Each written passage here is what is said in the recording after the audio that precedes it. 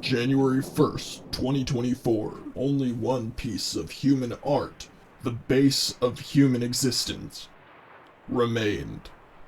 The thing left to remember humanity by is two idiots' short-form improv Supercut from their podcast, the iMPOD by iMPUNK. iMPOD, the improv podcast, with Joshua and Koby, an iMPUNK production.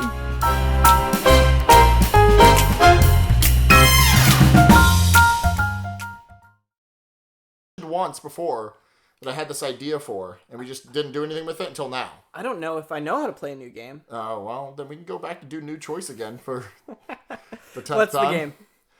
This is going to be a game. I don't have a name for it, so come up with a name for it by the time I finish explaining this. Okay. And we're just going to run with it. Okay. All right. So this is going to be a game where me and Koby are going to do probably about a 10-minute scene. And the basis of our scene is going to be a ridiculous news headline that I found. Okay. And we have to kind of, in this scene, explain how this news headline came about. Okay. And the game's named... News reenactment. news reenactment. That's what we're going with. I can come up with something else. Is there a pun, maybe, that you could come up with instead? A pun. Yeah.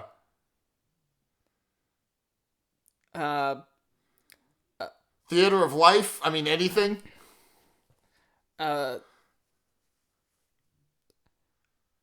News reenactment, ladies and gentlemen. I don't know. I'm sure. Hey, if we have a listener, tell us what you think the game should be called. Okay. Well, this is going to be a news reenactment game. And I just found the headline. You saw me find it, like, not 5 minutes ago, right before we started. I don't know. You're on your phone a lot. Okay. Well, I found... All right, here we go. Okay.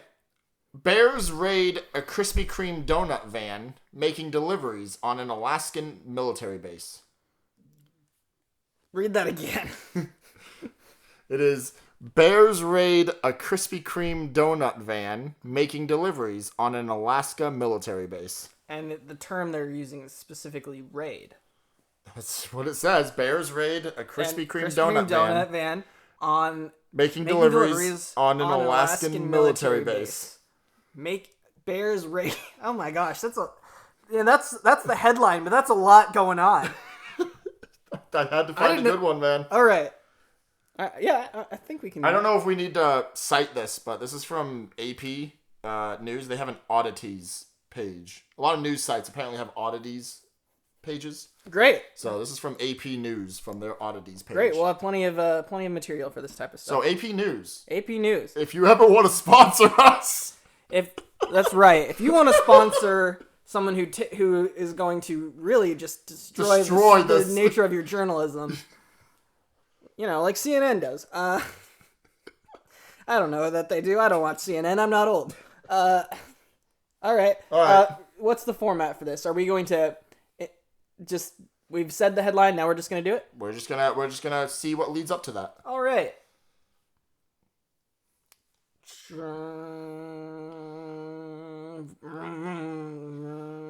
Joe. Yeah, Larry. Joe, listen. You don't need to make the truck noises. The truck makes the noises while you drive. I'm sorry. It's kind of like if you've ever played with a lightsaber. I've always wanted to drive a Krispy Kreme truck on a military base. Joe. So it's like Joe. Yeah, Joe. Yeah. It's real dangerous making those kinds of noises. Real dangerous. Yeah, I'm sorry. I don't mean to be dangerous, Larry. Yep. You're Joe. I'm Larry. Yeah. We're sitting together in this truck. Do you think they're gonna open that gate and let us into the Krispy Kreme? Yeah, we have been sitting here a while. I've been sitting here with an empty truck for a while here. I'd like to... Oh, our truck is empty. Well, we're trying to get into the Krispy Kreme to fill up the truck. Oh, I see. Yes. Is that why we're at the Krispy Kreme? Yes, that is why. It's It's so strange. Because we gotta deliver these donuts. It's so strange. Right, we gotta get the donuts first because the truck is empty. Right, and then we'll deliver them. It's weird that the Krispy Kreme, it's on the base. Yeah. So, like, they could really actually just walk the donuts across the street. Right. But they don't want to do that. It's not even a real street, it's a base street. Like, it's something just there for their various military vehicles. Right. No, but... I didn't even know Alaska had their own military. Absolutely. Ever since... the Alaskan military. Ever since Alaska broke off in 2055... Right. Things have really changed around here. Yeah, it was a time, but frankly, it needed to happen. Alaska and Texas. Yes. It was a shame what happened to California. Fell off into the ocean. Who knew that earthquake would be the last? Yeah, like, I mean, the fault line was there, but, like, who really thought it was a problem? Who thought it would be a faulty line? I know. Man, I'm so glad we're talking about all of these things that we know very well have happened. Absolutely. I mean, this... All right. Well, let's... Oh, they're opening the gate. Okay, finally. Can you drive us in, please? Sure. Oh, my God. Hey there, Dylan. Well, howdy. Dylan, are you ready to load up the truck? Do you have all the donuts ready for the deliveries? And did you write the names on the boxes this time? I don't want to have to guess every time we pull up to a house. Why, yes, I have them all there labeled. Each of them labeled for their Alaskan military leader that it's going to. We have... Go ahead, give us some names, but... Dylan, I want to remind you, try not to be racist. Racist about... Using Alaskan names. There is a proud people that have a long heritage here, and I just don't want you to butcher anything. I am familiar with all of the white people that have settled Alaska. Okay. Continue. All right. First we have... Dan. Yep. Commander Dan. Yep. Then we have Bob. Yep. Then we have Stan. Yep. Then we have Rob. Uh-huh. Then we have Ian. Say that again? Ian. Can you spell that for me? I-A-N. Oh, okay. Oh, yeah. Go ahead. Then we have Dob. All right. That's everybody. All right, they really could deliver these 6 boxes of donuts. I don't know why they have a whole truck. The Alaskan military is wild. Is frankly over budgeted. Larry, do you think that'll be... Or am I Larry? You're Larry.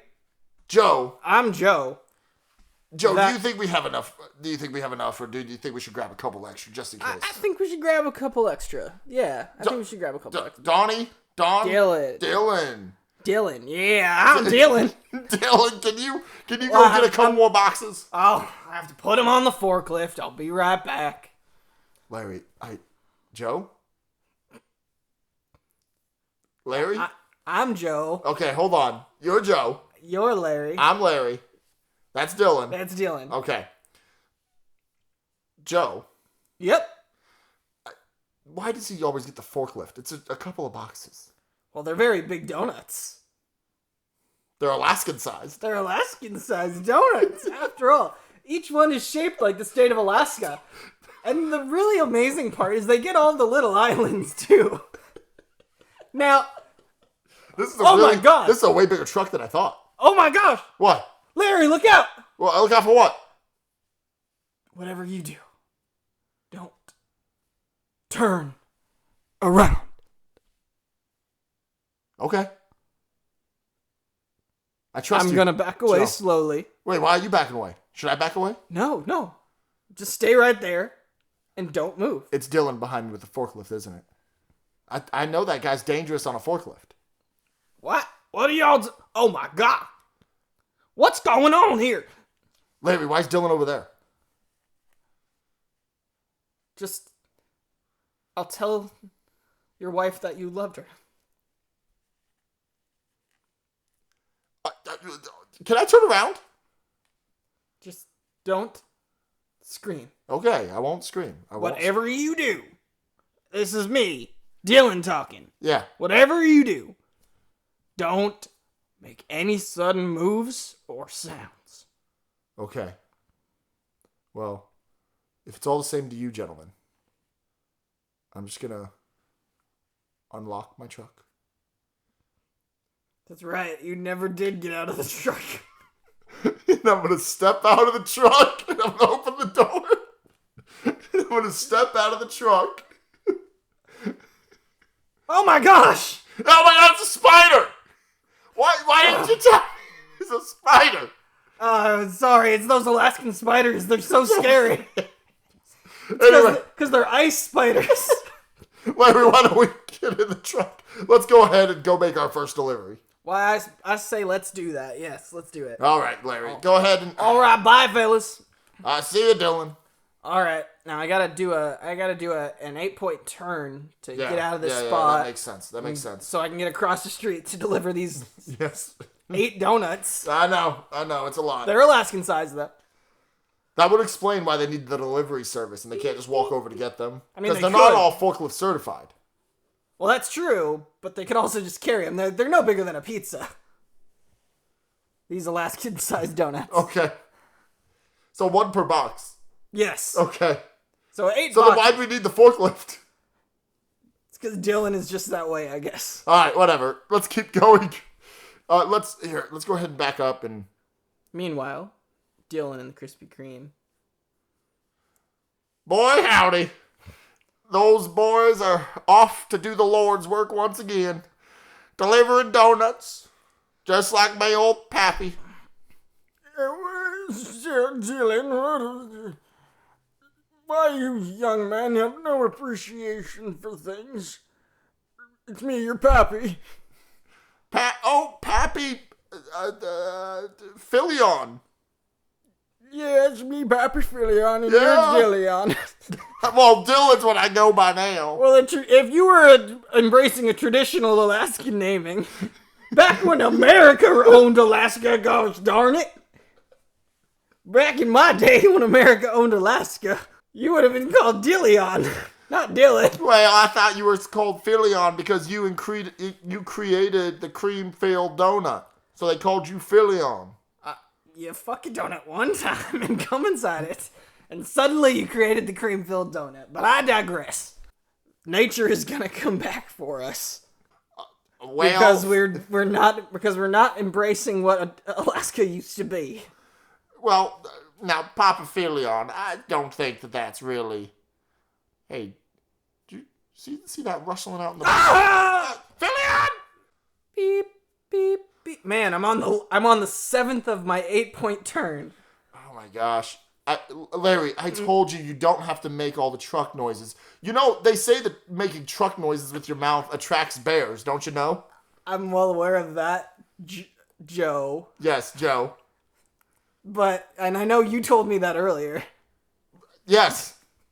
But I thought it would be fun to try. Alright, whatever, go ahead. I mean, I'm sure there's no bears within earshot. What are the odds? Yeah, what are the odds? Let me just do this last turn. Oh my gosh, something's broken through the window! Ow! Ow, it's pulling me out! Oh my god. It's pulling me out. Oh my god, I'm being bent in half! Oh my god! Oh my god! Larry! We got one of them.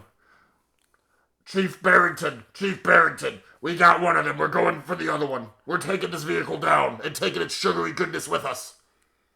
Alright, excellent. I'll notify the general right away.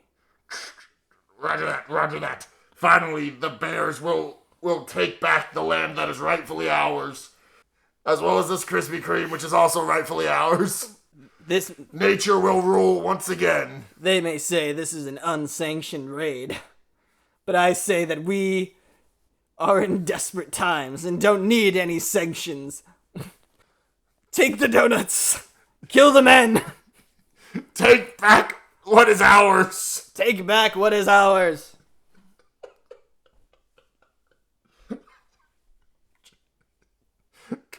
I think that's basically what happened.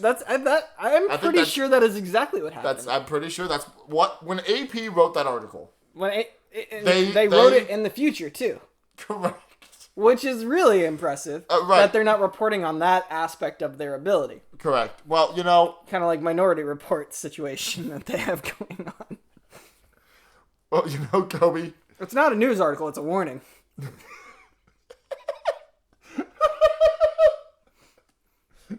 Koby. No, I don't know, Josh. What's up? I don't know that AP is going to want to ever sponsor us after that. Oh, really? Maybe Krispy Kreme will. Oh, shit, you might got a point. Krispy Kreme, if you make an Alaska donut, where it's one big donut in a box. And it's just something that got fucked. I want royalties. If you're cream filling If your you're donuts fucking that donuts, way. I want royalties, and I want in on the action. Well, I think that was great. Yeah. That was terrible. Let's move on. Let's move on.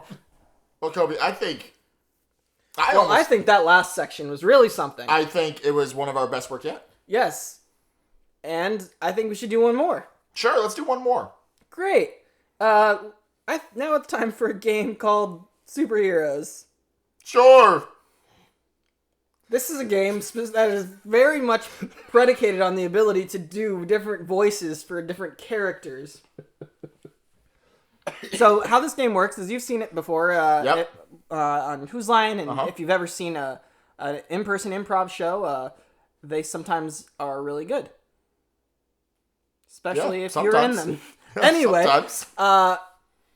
in this game, one of us is going to be playing a character that has a problem. Yeah. Then they're going to need a superhero to solve that problem. They're going to make up the superhero based on just the name of that superhero. Yep. We'll come in as that superhero. And then we're going to introduce our whole improv league, if you will. Yeah. Until eventually we get to the superhero that can solve the problem. The ICU. Yep. And the Improv Cinematic Universe, not yes. whatever it stands for when you're in the hospital. Intensive Care Unit. That's what it stands for. Oh, I thought it was... No wonder they didn't appreciate me just going in there. And I got a huge bill. Okay, so let's introduce a very basic, mundane You know what, Koby? What's a problem that you would think that I have in my everyday life? Being single. All right, well, I guess that's what we're going with. Oh, do you want a different problem? No, we'll go with it. No, let's see how the superheroes solve my singleness. Oh, okay. All right, Josh, be single. Not like you need help. Sorry. Gosh, I really wish there was something I could do about this. My right arm's broken. My left arm's weak, and I really need somebody to help me and take care of me, like in a normal way, not in a weird way.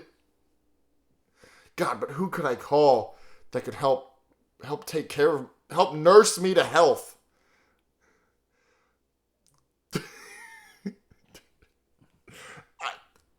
I know. I've got it. I'll call very expensive hospital man. Da da da! I'm here. Here's my contract. I'm gonna sign it. It's a squiggly. Now you sign it. Oh, okay. Is this gonna help me find Lay down. a life partner? Okay. As long as you sit down in this bed, we're gonna charge you $10,000. Do you have health insurance? No. No health insurance. Where'd you get that lollipop from? I got it because I'm a pediatrician sometimes on the weekends. Anyway, you're gonna need a new spleen. Well, okay, well, maybe we could call one of your friends. Listen, the real thing I'm really in need of is attention. I mean, a girlfriend. A girlfriend? Yeah, and I was thinking, like, maybe instead of getting an expensive hospital bill, you could just find me a girlfriend. Well, I don't know if I can help you. Who can help me, like, who can spend time with me, you know. Well, I don't know if I can help you do that, but maybe one of my superhero friends can. I'll call in my sidekick, 1950s receptionist woman. Hello, you called? Thank God you're here, 1950s receptionist woman. This man needs to get health insurance. I mean, a girlfriend. Doctor! I can't believe this. You called me out of all the people? I'm sorry, I had to. No, doctor. My wife just doesn't understand me. Do you have an appointment? You're right. I'm really just trying to not be single. I mean, get someone to take care of me. Oh, is that what our patient sounds like? Yep, that's exactly what he sounds like. That's exactly what I sound like. Okay, well, maybe one of our other specialists can take a look at you first. How about we go for oh, how about Batman? But he beats people up over the most minor things. Yeah, I'll give him a call. Maybe we want a non-copyrighted character? How about Man-Bat? Oh, that's copyright. How about... No, we're making a statement. It's fine. We're providing commentary. Hi, I'm here. And I've brought my bat. Whap! Whap! Hey, Bat! Hey, don't beat me up. Man! Do you have an appointment? There's no need for an appointment. For justice and baseball bats. Now, wait a minute, Batman. Bat space man. Yes. Just like bat as a baseball bat. Yes. And then man as in man. Yeah. I was just thinking, like, I just need to find a girlfriend, really. That's really all this has been about. And attention, but mainly a girlfriend. Have you thought about starting a podcast if you want attention? Oh my god. Problem solved. You know, women love guys in podcasts. I don't need this fake sling anymore or this fake cast. Oh, that's peacocking that you were doing. I see. Well, I guess I solved the problem. I'm out. The cast was fake this whole time? I'm going to my next appointment. Now, for a fake cast, unfortunately, that is actually going to be even more expensive. We're taking your liver, one of your lungs, and an arm and a leg. On top of that, you're going to need to pay $50,000. Thank you. Have a nice day. I really don't know what it means to be in a relationship. And that's the end of superheroes. Is it recording? Yeah, it's recording. Okay. As long as if that light's holding red, it's recording. If it's blinking, it's not. I may have forgotten to silence my phone. Mayhaps. It's possible. Okay, let's play Party Quirks. Yes, let's do that. Hold on, I'm trying to figure out. There it is. I did it. That was so loud. Well, listen, Koby. All right, yeah, let's play Party Quirks. Yeah. So in this game, one of us, Josh or I, is going to be hosting a party. Yeah. And the other person is going to be playing 3 different characters that come in one at a time. And he interacts with them. And there's 3 rounds. And he tries to guess who these characters are, who these wacky characters are. Yeah, absolutely. Yeah. You're already hooked into the machine. I'll just... Okay. So we're going to be coming up with these characters on the spot while Josh has stepped out, so he can't hear what we're coming up with. All right, so we need to come up with 3 wacky characters. We want them all to be pretty distinct. One of them is going to be a guy who keeps receiving notifications and calls and text messages, and he hasn't silenced his phone. And he keeps thinking he has it silenced, but he doesn't. And then sometimes the notifications are embarrassing. That's a lot, so we'll see if Josh can get all that, but he probably can't.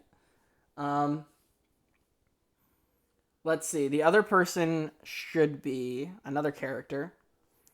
A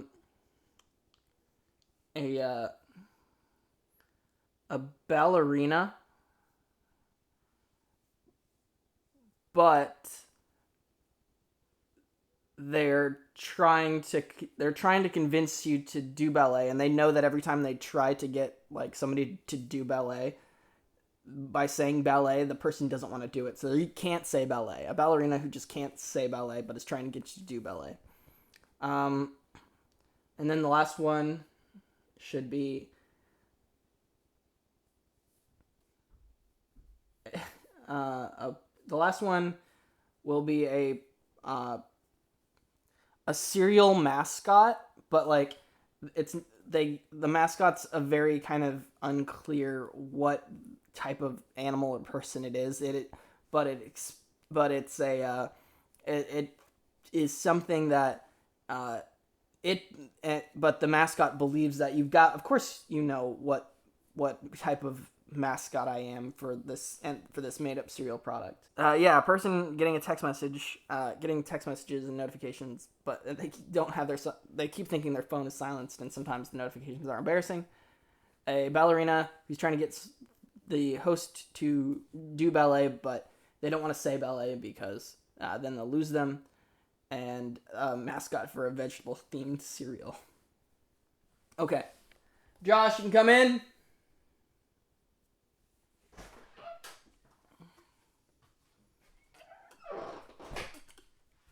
All right. Well, I've got my ant fan club here. I've got my ant farms and assorted ant equipment and antlers all on and ready to go. I think this is really going to be a great party. I think my first guest is pulling in. Oh, there he is. Hi. Well, hi there. Hi. Oh my goodness. I'm sorry. It's so embarrassing. Yeah. Here, what's your name? I'm sorry. I thought I took care of that. Okay. This should be okay now. Oh, I'm just Bill. Hi. You're just Bill. Yeah. Okay. Yeah. Well, just Bill. Do you want to wear some antlers? This party's ant themed. Oh, ant themed. Okay, that's. And there's antlers here. Oh, okay, I'll put some antlers. They're not called feelers. Oh, jeez. God, I'm so sorry. What happened? What's happening? What are you? No, it's okay. It's okay. I just gotta do this and do that and okay, it's taken care of. It's silly of me. It's one thing, but then it's another thing. So it's just had to take care of that. So. One thing and then another thing. Well, like a lot of things happen. I thought it was the one button, but it was a different button. So I just had to. Oh God darn it! Oh, I'm so sorry. It's a party. I thought I took care of that. My bad. I apologize. Okay. Well, here I'll let the next guest in. You enjoy the ant farms I have over there. Oh. Okay. Cool. Hey. Ding dong. Hey. Well, hello. Oh, you seem like a man of class and gentleman. Why, of course I'm of class. It's of high... You know, of course, that anyone with my skill set has to be of considerable class and grace. Well, of course. Well, this party's ant-themed. Would you like to have the antlers on?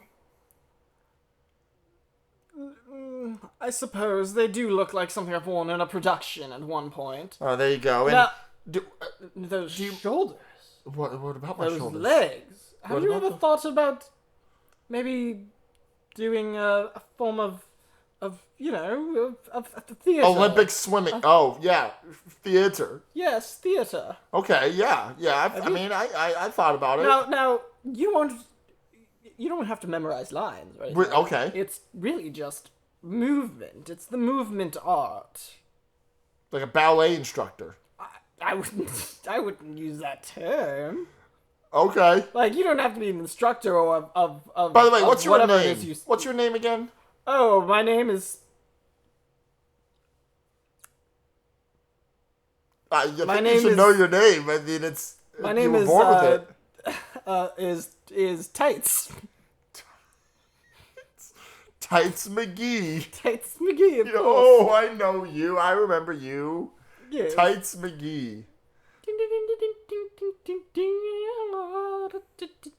Alright, well... I'm gonna bend over this table with ever so grace to reach for the here, why don't you go talk to Just Ding Bill? dong. Yeah, here, Tights McGee, why don't you go talk to Just Bill and try not to crack any nuts while you're over there? Ding dong. Alright, here, let me... Hi, what was your name? Well, hey there, dude. Good to see you again. See you every morning, as we all know. It's morning time, and that means it's time. That means it's time for the nutritious part of this complete breakfast. What was your name? Man, I'm Herbie, the dinosaur. I skateboard and do little rap music songs. But most importantly, I help you ensure that you start the day right. Oh, I thought Herbie was a car. No, man, you're thinking of Herbie the Love Bug. I'm Herbie. It's short for herbivore. Oh, okay.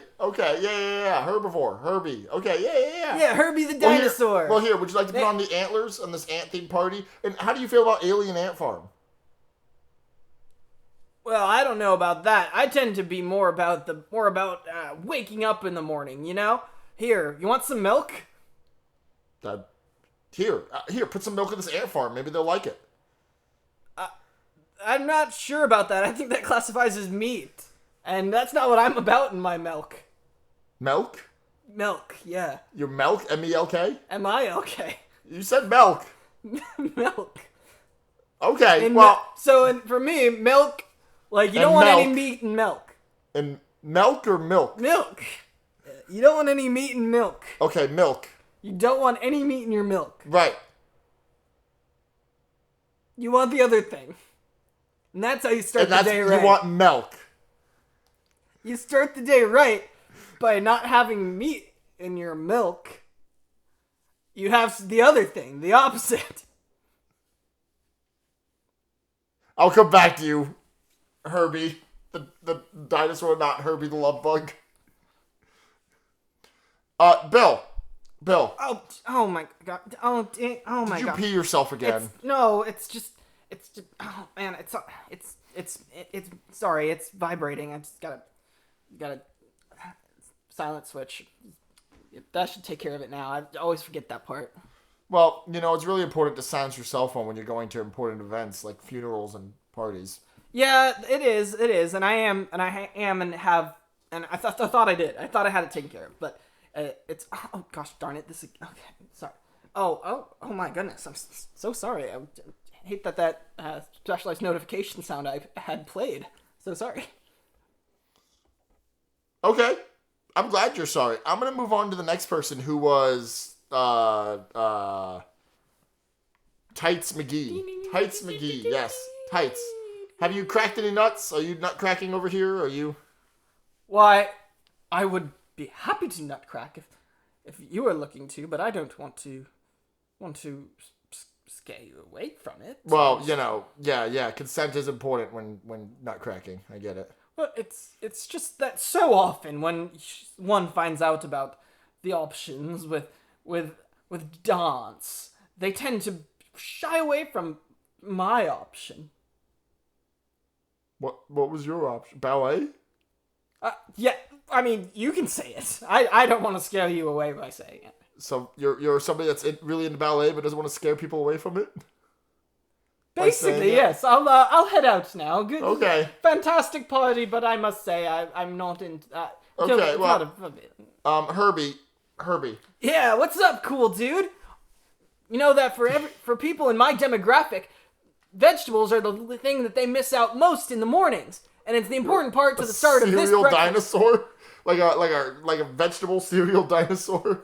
Whoa! Totally rad. Herbie the herbivore is here with veggie bones. This important part of a complete breakfast, and I got you a bowl right here. And for a limited time, you can find a Herbie skateboarding action figure in certain limited marked boxes. Okay. Cool, bro. Was I right then? Herbie? Okay. Now, just Bill. Oh goodness. Here, give me the phone. Give me the phone, just Bill. Give me the phone. I can turn it off. Okay. Thank you. Now, I know your phone always is going off and you're embarrassed about the custom ringtones you set for the people that are in the room. Yes, you know what, I'll just leave. Okay. Great party. Well, now who am I going to listen to Alien Ant Farm with? And that was Party Quirks. It's a good joke. I don't know what Alien Ant Farm is. They had one song that anybody knows, and it was a cover of I don't remember what it was. Smooth Criminal. That's what it was. Oh, I thought you were going to say something like it was a cover of a Nickelback song. No, it was a cover of Smooth Criminal. That's the only Alien Ant Farm song I've ever heard in my life, I think, actually. The other Alien Ant Farm would be from that episode of The Twilight Zone. Correct. That would be a good episode. Did they ever do that? Did they ever do an Ant Farm episode?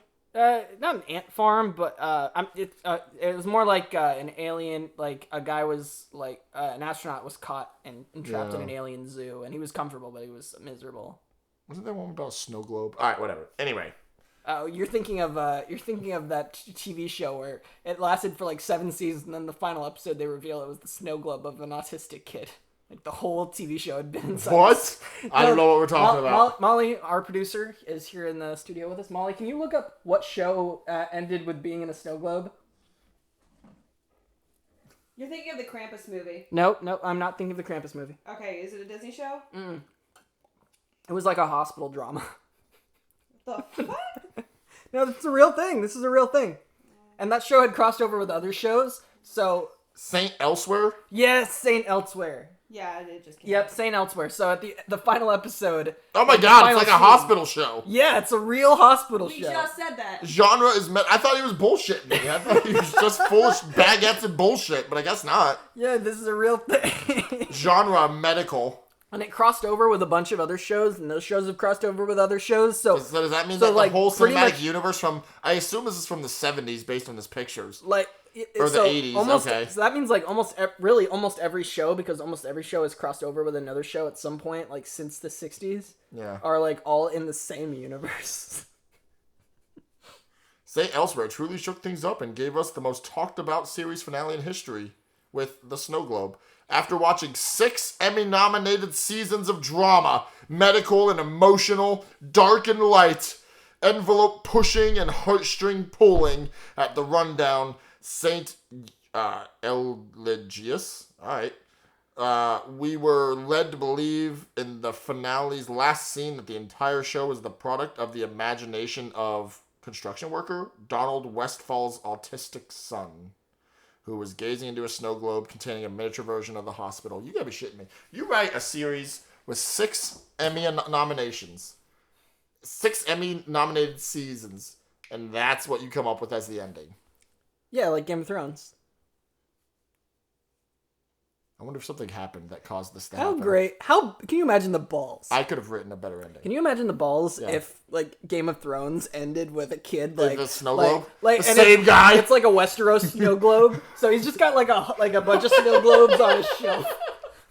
Like The Wire is up there, and Breaking Bad's up there. Like it's just a statue of Walter White with his pants down and a... I think it would have been better if the show ended with George R.R. Martin going, and that's the end. And he shuts a book and he puts it on the shelf, and it's just like him reading you a bedtime story. That would be funny. I guess that would also imply that he narrated It scenes. would also imply that he finished the last book. I told you my theory on this. I don't think he's ever going to. No, I think it's written. I think he's I think waiting he till realized. he dies. Yeah, I think he realized. Oh Yeah. shit! Like people really hated that ending they came up with, and I don't want to deal with that kind of pressure. So I'm just not going to release this. Right. I think, and also it's like a very J.R.R. Tolkien legacy to like not have a bunch of things like semi-completed and started and letting other people finish them. And then he was like, you know what, Hidetaka Miyazaki, I will write the background of your entire video game. Right. And let me just what is it he does on his blog? He writes about the Denver Broncos or something. Man, this is still recording from the Party Quirks game. Yeah, well, that just means that this Party Quirks game unfortunately has to stay. Oh no. Here at iMPUNK, we only provide quality improv. We don't promise quality sound recordings of improv. Here at iMPUNK, we care about our employees. But what we care about more than that is money. Right. And if Now- you have money that you would like to give to me, specifically me. Yes. If you would like to send us... No, not us. Send Josh. one of us in $1,000 in small bills and nickels. Better idea. I have a better idea. Whoever's listening to this right now, I'm talking to you. I'm speaking directly to you, Janet. And you know I'm speaking to you because I've just said your name. Jesse, James, Janet, Mark, Gina, Brad, Jeffrey, Janet.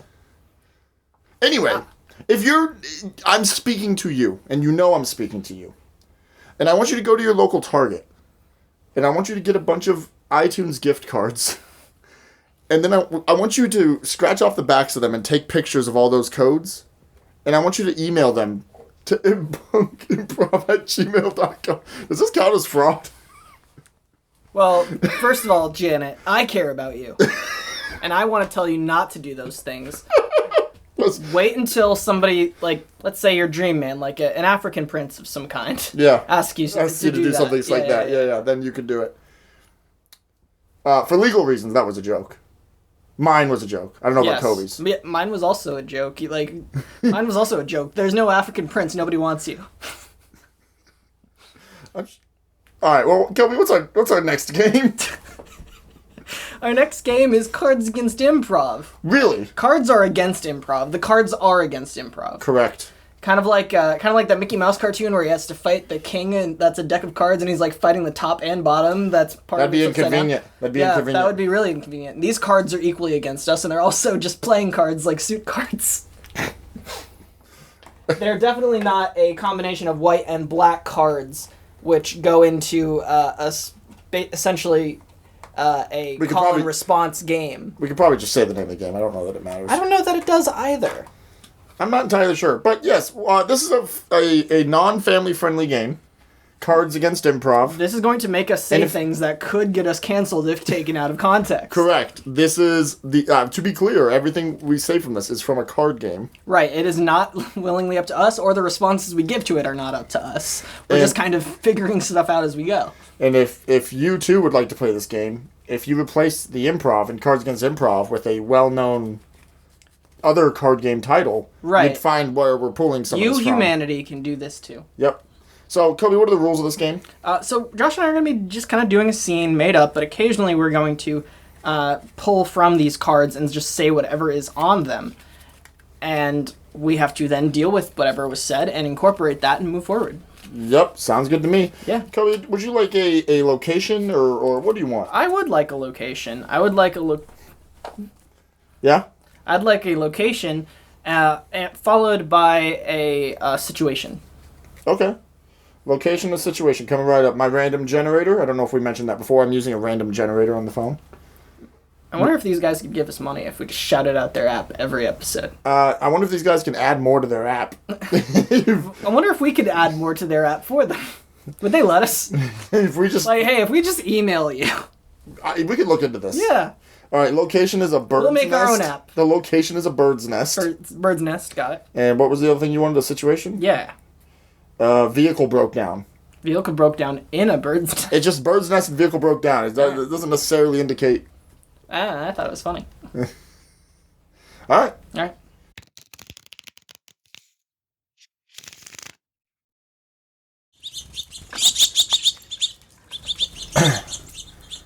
Jeff. Yep, this is your co-pilot, Jeff. Jeff, this fake bird that we're piloting right now, something's wrong.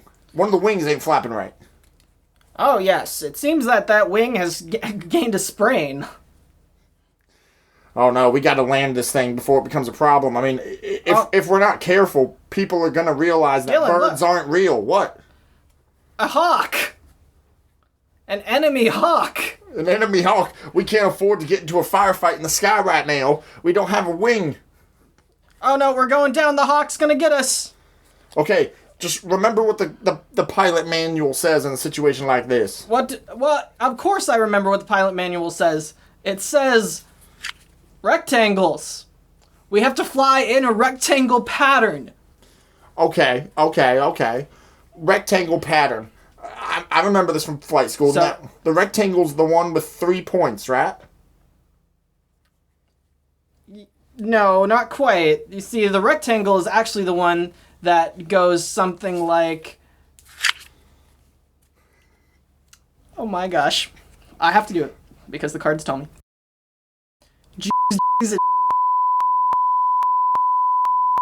Actuals.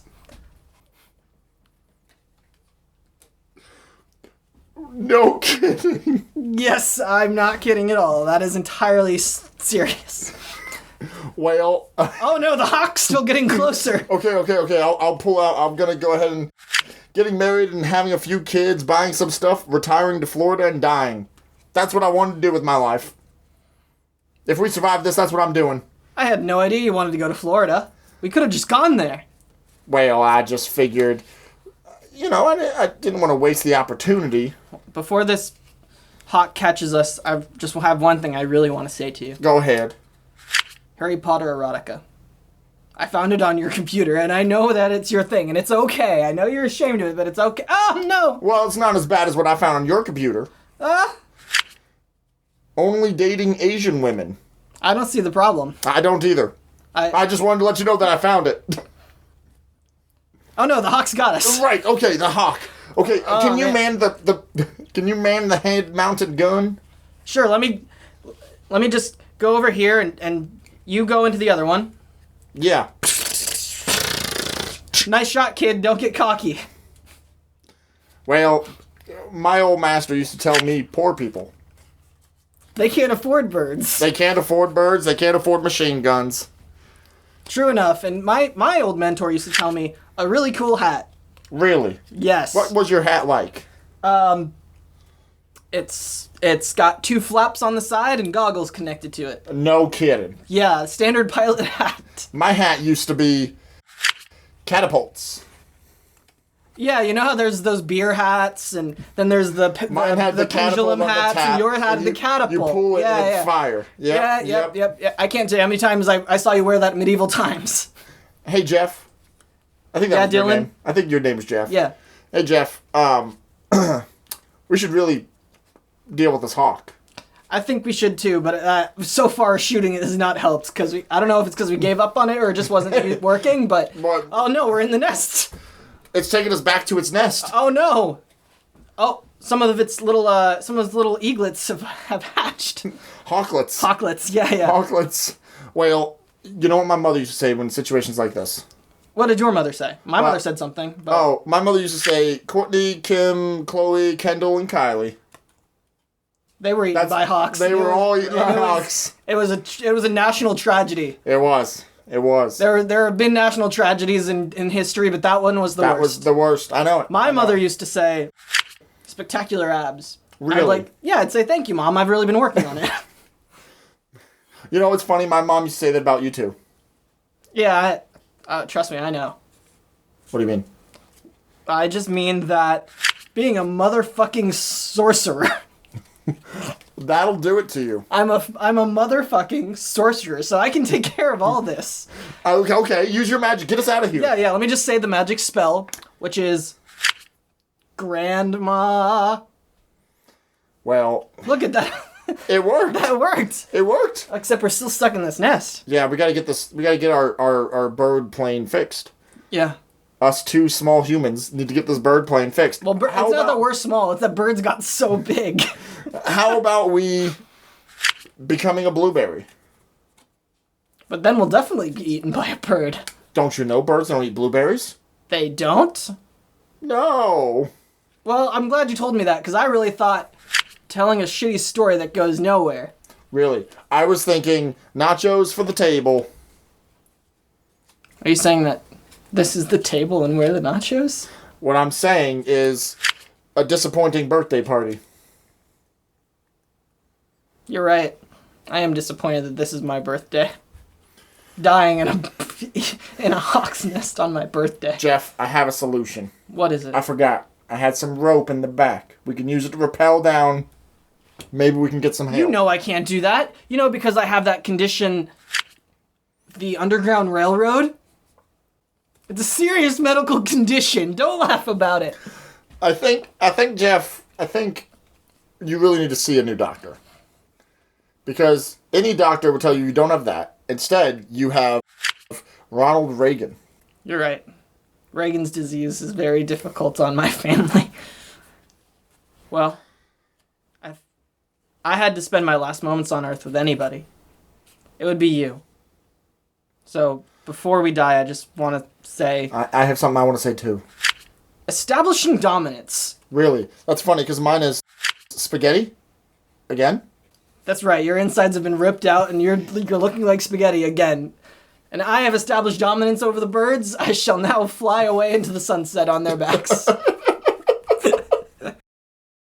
Well, Josh, as an award-winning actor, yeah, you have a lot of experience doing cold reads, right? Yeah.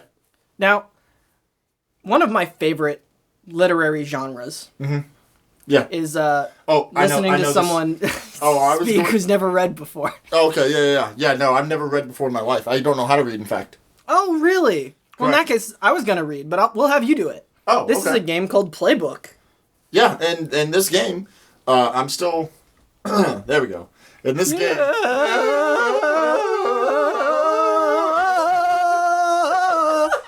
In this game, You're going to see why that's funny in just a second. In this game, this is going to be a game where Koby can say whatever he wants. Yeah. And I can only read from, in this case, a public domain book called, I don't know if you've heard of this, Tarzan of the Apes. And who is that by? Edgar Rice Burroughs. Yeah. Burroughs. You covered it with a sticker. No, I didn't. I bought it used. Well, they covered it with a sticker. I know. Bullshit, isn't it? Sure. Edgar Rice Burroughs is such a fun author, but like everything he wrote is just ripped guy faces the universe. Ripped guy versus jungle. Ripped guy versus Mars. Ripped guy versus Venus. It's fantastic. Hey man, you've read a lot more than me. Yes. Anyway. Let's get a location to set this in. Sure. So the only thing is it can't be jungle, because then it would just be too easy. But... International Space Station. Yeah, International Space Station. Edgar Rice Burroughs, if he knew that this would be a thing, he would have written Ripped Guy versus International Space Station. Absolutely. All right. So I can only say what's in the book. Mm-hmm. You can say whatever you want. Yep. International Space Station. Das Vidania, comrade. Welcome to International Space Station. I am Borshka. What is your name? I reckon the daffy old bounder don't know more than we do about it. Yes, I agree. Your mission control is definitely inferior to my Russian mission control. Tut, Mr. Phylander. It is most unbeseeming in you to submit such indignities. How do you know my real name, Mr. Phylander? You know that I'm a Russian spy? How did you find that out? I'm actually from the Bronx. Phylander from the Bronx. How did you know?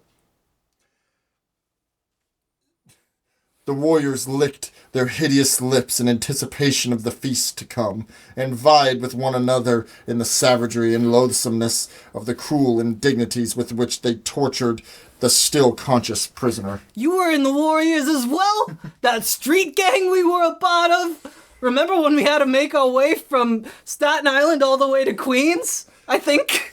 Had you seen him devour the raw meat of the lion, Esmeralda, you would have thought him a very material angel. I had no idea that Esmeralda, that you knew my full name, Esmeralda Feinlanzer, and that you knew about that whole lion thing.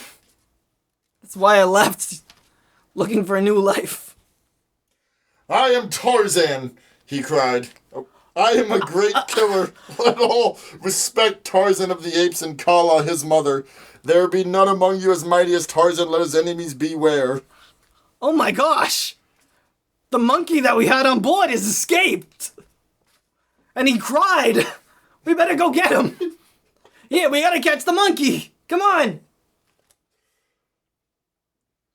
And to think, that uncanny thing was probably watching me all the time that I was writing. Ooh! It makes me shudder to think of it. Trust me, I know. That monkey's a real freak. He loves watching us in the space station showers. The free movement through the middle terrace, which was the route he had followed for the most part, had helped to cool the ardor of the first fierce passion of his newfound love. You're right. He's fallen in love with the AI computer, Hal. Oh, the monkey's... Oh, he's doing stuff to the computer. That's incredible. What do you have to say to that? Esmeralda, help me or we are lost. I agree. When monkeys and computers work together, we'll have a frickin' AI Planet of the Apes. Cecil, Mr. Clayton, oh, what is it? Yes, control. Mission control. Cecil and Mr. Clayton, what is it? What was that awful noise? Oh my gosh! The apes and computers have taken over on Earth? It was the cry of the kill from the throat of the man who just saved your life, Miss Porter. Wait, I will fetch him so you may thank him. That's it. They've turned him into porterhouse steaks. They are all here. Most remarkable. They've already conquered Earth and they've come up here. We're never gonna make it, Tarzan. Thank God, Professor. You are not dead then? Not yet. But soon, we all will be. But you are going to marry him. He told me as much before I left Baltimore. But I thought he loved the computer. He loves me? I do not love him. I know you don't. You don't know him well, you just got here. It is because of the money, Jane. Oh, you can't be talking about the money at a time like this. I do not love you, Cecil, but I respect you. If I must disgrace myself by such a bargain with any man, I prefer that it be one I already despise. I should loathe the man to whom I sold myself without love, whomsoever he might be. You will be happier, alone, with my respect and friendship, than with me and my contempt. You're right, I'm gonna kick you out of this space station. Just let me know. Alright, Josh has left the room. Alright, so in this game, Joshua is going to be giving a press conference, but he doesn't know who he is or what he did. So, it's spooky season, so I'd like to lean into that, because this should air the day before Halloween. So let's have him be the Wolfman who has been caught sneaking into various pounds at night for questionable, deviant reasons. All right, that's Jerry Josh's character, and I'm gonna be a news reporters that are gonna be asking him questions about this thing that he did.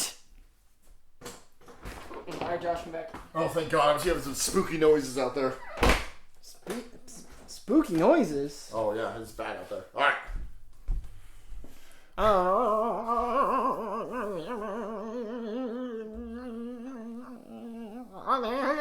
Here he comes. He's taking the podium. Here he comes. Ladies and gentlemen, thank you for being here. I know some of you don't support the decisions that I've made, or some of you, quite frankly, think they're abhorrent, but quite frankly, to that I say, who cares? I'll take the first question. Excuse me. Yes, you, sir. Hi, I'm Mr. B. Red from PETA. All right. What question do you have for me today, sir? Do you feel that you are permitted to perform these actions given your affliction? Well, I think that anybody with my kind of affliction should be allowed to perform any action they would like, but especially this one. I think that this action is beneficial to those that perform it, and I think it's beneficial especially for those that have my affliction. In fact, people with my affliction should be doing it together. Excuse me. Yes. I would like to question exactly to what extent did you perform these actions with any particular types or everything all the way. I do nothing halfway. I perform my actions all the way every time with anybody who asks. I'm just desperate for someone to ask me to perform these actions. So that's why I'm willing to do it with whoever. Just anybody that comes up. Next question, please. Excuse me. Yes. Would you say you perform these actions regularly, or is it only once in a full moon? Oh, I would say you try to do it as regular as you can. These are actions that are necessary to be performed regularly to kind of clear your system, kind of clear the pipes, so to speak, All right, next question. Hello, excuse me. Yes. Lyle Can from the tail. Okay. Would you say that this is a step forward for our kind? I would say that not only is this a step forward, this is a gallop forward. This is a trot forward. This is a running and jumping and barking forward, I would say. We're doing a fantastic job moving forward with our kind. Yes, you, sir. How rough were you? As rough as necessary. I know some people may find it a little ridiculous to be as rough as I am, but hey, they asked for it. Yes, you, sir. Hello, my name is Harry. I would like to... Yeah, go ahead. I would like to know, would you say that these actions should be taken up by everyone universally? I would say that these actions probably shouldn't be done universally, but, just a couple times here and there. It takes a certain kind of man to perform these actions, and I think I'm the guy for the job, and maybe just me and a close-knit group of friends should be the ones doing it. All right, Joshua, do you know who you are and what you did? I'm a werewolf from Universal, like a Universal picture, like the early ones. Sure. And what did you do? All I got was the werewolf hints, man. I didn't... Oh, okay. So you've been sneaking into dog holding facilities at night for questionable, possibly... What the fuck? Because it's spooky season. Jesus Christ. You had me admitting to questionable things with dogs? That's what you had me doing? Your character, a wolf man. Oh, well, we'll see how the dogs feel about that. Oh my gosh! Alright, moving on. Alright, so we need a...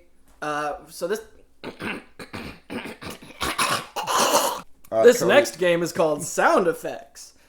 In this game, Joshua will be acting out a normal scene by himself, and Koby, that's me, will be providing all of the sound effects.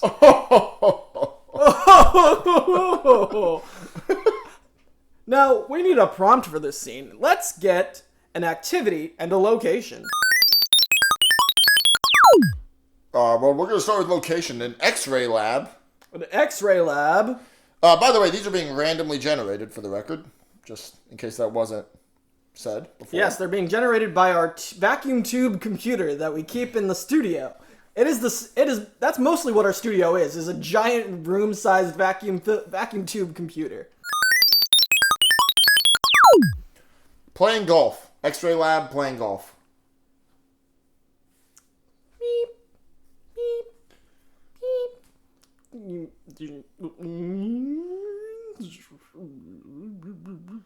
Oh my god, I think my patient's dying. Let me get the defibrillator.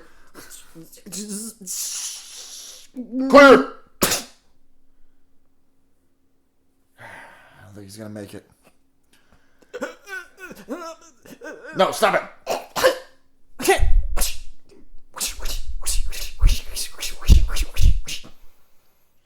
Alright. Okay. He's sufficiently dead. Now, I can perform these x-rays to figure out how he died. No, you stay here! Get this fire extinguisher!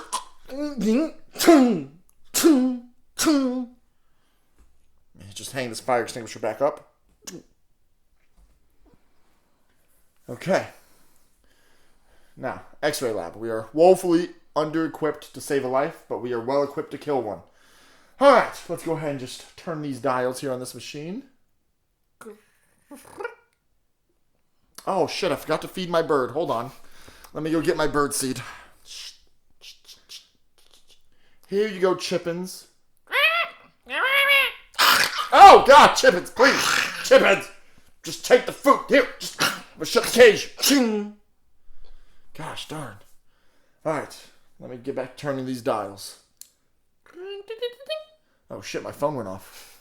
Hold on, what's this? Really? You don't say. He wasn't dead when you sent him to me. Are you sure about this? Well, he's dead now. Well, I don't know what happened to him. Why are you always accusing me of things? I'm hanging up. Beep. Alright, I'm going to turn this dial one more time. Oh god, I gotta get some WD-40 in those dials. Alright, let me turn this other dial. Oh shit, I haven't eaten lunch in a while, I guess. Maybe I should go eat lunch. Yeah, I should definitely go eat lunch. Let me go to the vending machine. Hold on. Let me get my pocket full of change. Ching, ching, ching, ching. Alright. Let me go get my pocket full of change. Let me just put it in the... in the vending machine here, one at a time. Oh my god, it's not gonna take it. Hold on, let me try this again. God damn it. Let's try it one more time. Oh, thank God. Alright, D7.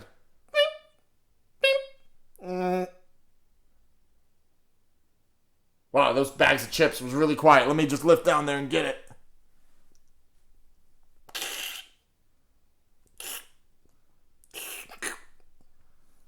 Could you slurp a little quieter, Nancy? God dang. Alright, let me just take my chips. Go back in my office. You know what? I don't see anybody around. Let me shut the door. Okay, I'm gonna open these bags of chips real quick. Just set these down. Time to do my favorite thing. Let me get where do I have my golf clubs at? Where are my golf clubs? Ah, there you are. Let me just go ahead and pull this guy out, the driver out. Wow, that was a weird sounding driver. Okay, let me just put this bag down. Alright. Now, see if I can do this. I'll turn the patient on his side. Okay. Actually, let me move him to the floor. Hold on, let me just pull up. Alright. Put him on his side. Alright. Let me put the golf ball down on the tee right here. And I'm going for a hole-in-one in the A-hole. And here we go. Oh, shit, he wasn't dead after all. All right. Hey, Joshua. Yeah. Do you have your listening ears on? Oh, shit. Hold on, let me get them. Oh. Ooh-woo.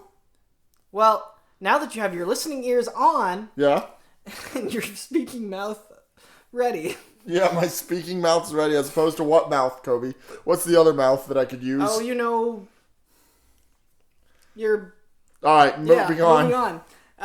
So this is a game where Josh and I have to remember our alphabet. No. Yeah. Say it ain't so. It's hard.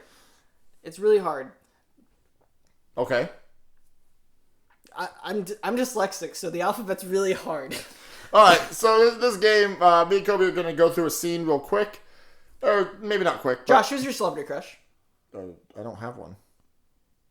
Who's the girl that played Rey in Star Wars? Daisy Ridley. So we're starting with D. Alright, Daisy Ridley, if you want to be in this podcast. Yeah, Daisy Ridley. If you want to go to dinner sometime. I'm engaged, but I'll go to dinner too with Daisy Ridley. Shit. I mean, shit. My fiance would frankly be like, "Yes, you should go." Daisy Ridley, if you want to go on a date with me, Koby, and his fiance, and our podcasting recording equipment, it can just be us if you want, Daisy. I'm fine with this. I mean, it's gonna be hard because Josh is in the void. Correct. But you know, all right. So we're starting with D. Yes, we're starting with. And we need D. a scenario. Let's get a situation. I hadn't finished explaining the game, but we have to go through the alphabet. Go through the alphabet letter by letter. Each sentence. Each sentence has to start with the next letter of the alphabet. We're doing a scene. All right, scenario. A scenario. No. Alien abduction. I think we've done that. We did it for questions only. That's what it was. Okay. Sword fighting. Oh, okay. Down, you dog!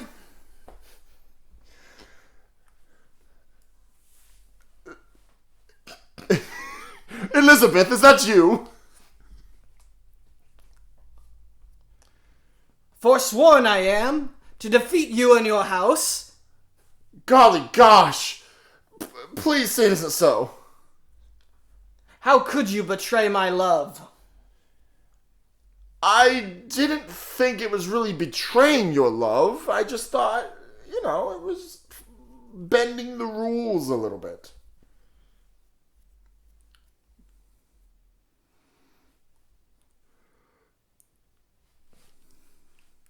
Jester? Your humorous games have come to an end. I won't let you also play games and jokes with thus mine heart. Kidding? You must be kidding. I understand. You're a jokester. Lick me once in a while. Ma'am, I would if I could, but you know they took my tongue years ago. Murder is what I seek. Nope. You said L? No, you said L. I said L? I said M. No. Oh, you disgusting woman! How dare you talk to me like this? Perhaps we should fight. You plunderer? You pillager? You... You're starting with a Y, motherfucker! Yeah. Puck! Fairy from the Shakespeare, you sly dog. Query me this! How long is my sword? Query? Yes! Okay. What?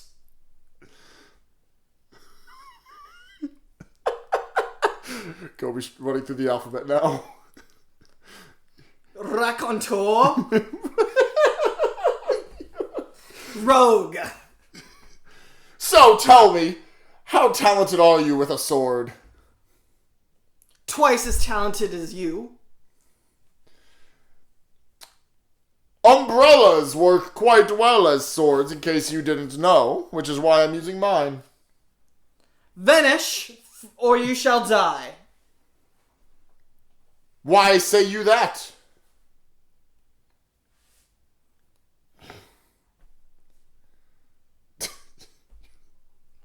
Xanax. That's why, Xanax.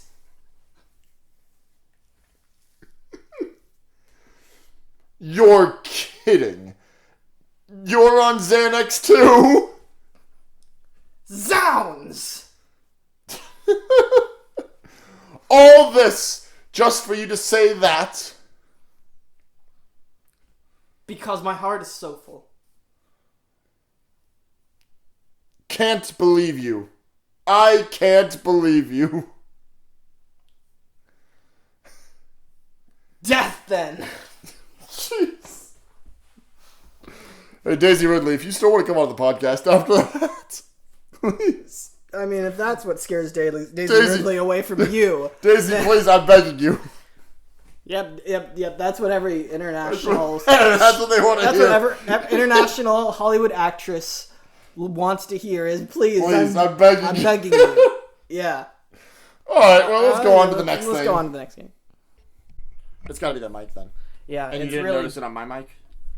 Yours less so, but it still existed, but it wasn't. Right. Like I could basically just lower the volume and put some software on it to drown it out. Yeah. Whereas with mine, because I don't know if it's just the way, if it's pattern and your voice or both, but who knows? It's something like that. Yeah. Yeah, I mean, and it's also pitches. Like the softwares are good at picking up like higher pitches and stuff like that. So I mean, yeah, and then it's also going to be like the more stuff you put on the walls in the room, the less problem we'll have, etc. You know. Yeah. I just wanted to get chit chatting a little bit going and stuff, so that when we actually introduce this, it won't be as like last time, where we kind of. I mean, I cut together a good 50-minute episode out of it. Okay. No. That's fine. I'm just saying, like, the intro, we had to do it 6 times, you know? And we never got it. It was never right. It was never right. So, you know, stuff like that. Just kind of loosening up a little bit before we get going. All right. Warm up? Yeah, are we recording now? What game do you want to play? What games are we playing today?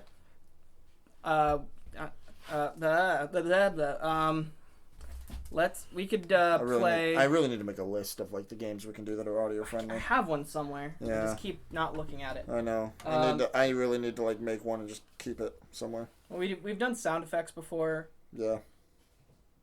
Have we released sound effects already? I think so. It's in one of the episodes. Okay. Hi, honey. Okay. Hello. Thank you, dear. Yeah, just set it on the floor down there. Okay, well, give Doesn't. me 1 second. That is exactly not the floor, but that's cool. No, I know. No, it's fine. No, it's fine. I said if you give me 1 second. Okay, no, it's fine. No, it's fine. No, this is how I need to start a fight today. I haven't started well, it's one. on the floor now, so fuck you. Okay, the glasses aren't, but that's fine. The glasses are glass. They're Yes, not dear. going on the floor. Yes, dear. Yes, honey. That's how you make a relationship work, Joshua. You make her mad, and then you say yes, dear, until she stops. That's what I've been missing. Yeah. I'm too perfect, and I just never make anybody mad. I think the problem is that you say out loud that you're too perfect. And it makes people go, something's wrong with this guy. Yeah. You know. It makes me look egotistical. Look. Wow. Yeah. It's not egotistical if you could back it up. We could play Cards Against.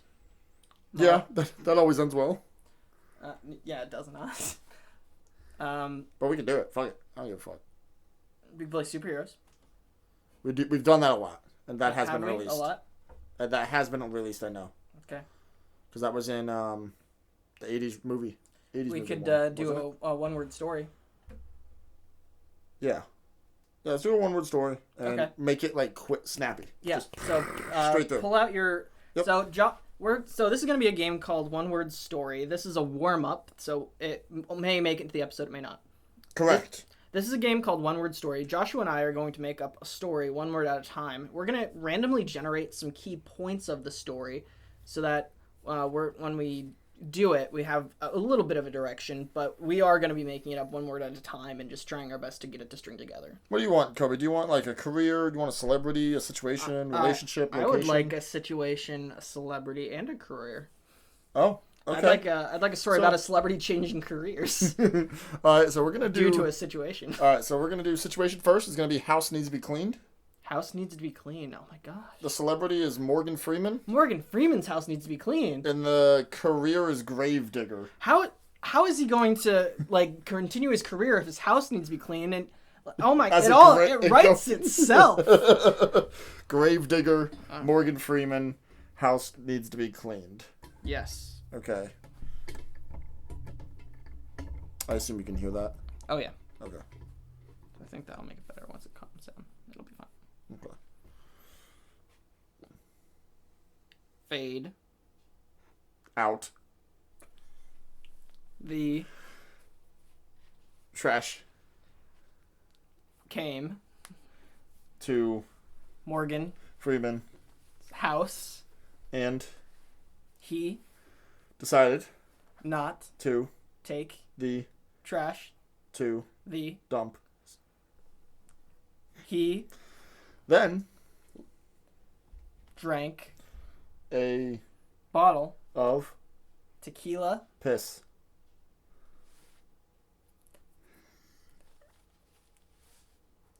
Messy.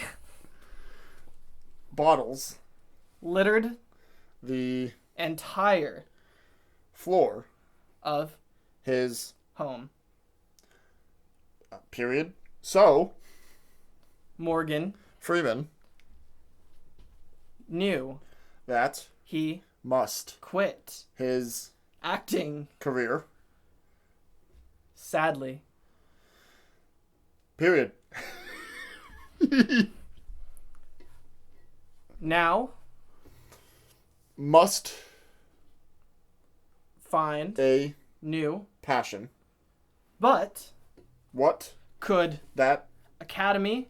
award Winning. actor Possibly. do Other. than Act. clearly There. must Only. be One. option For. a Man. such As. Morgan Freeman. and That. option Was. to Be. a Grave. robber. Son of a bitch.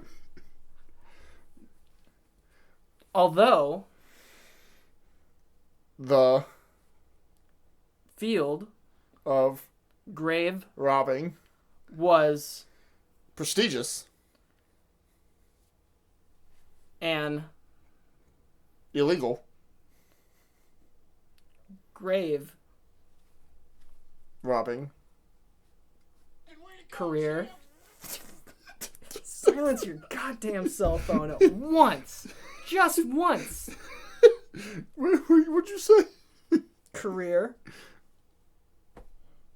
I think we lost it. Period. So. Morgan. Freeman. Went. To. Work. At. Frankenstein's. Grave. Robbing. LLC. This. Company. Was. Notorious. For. Leaving. Valuables. At. Graves.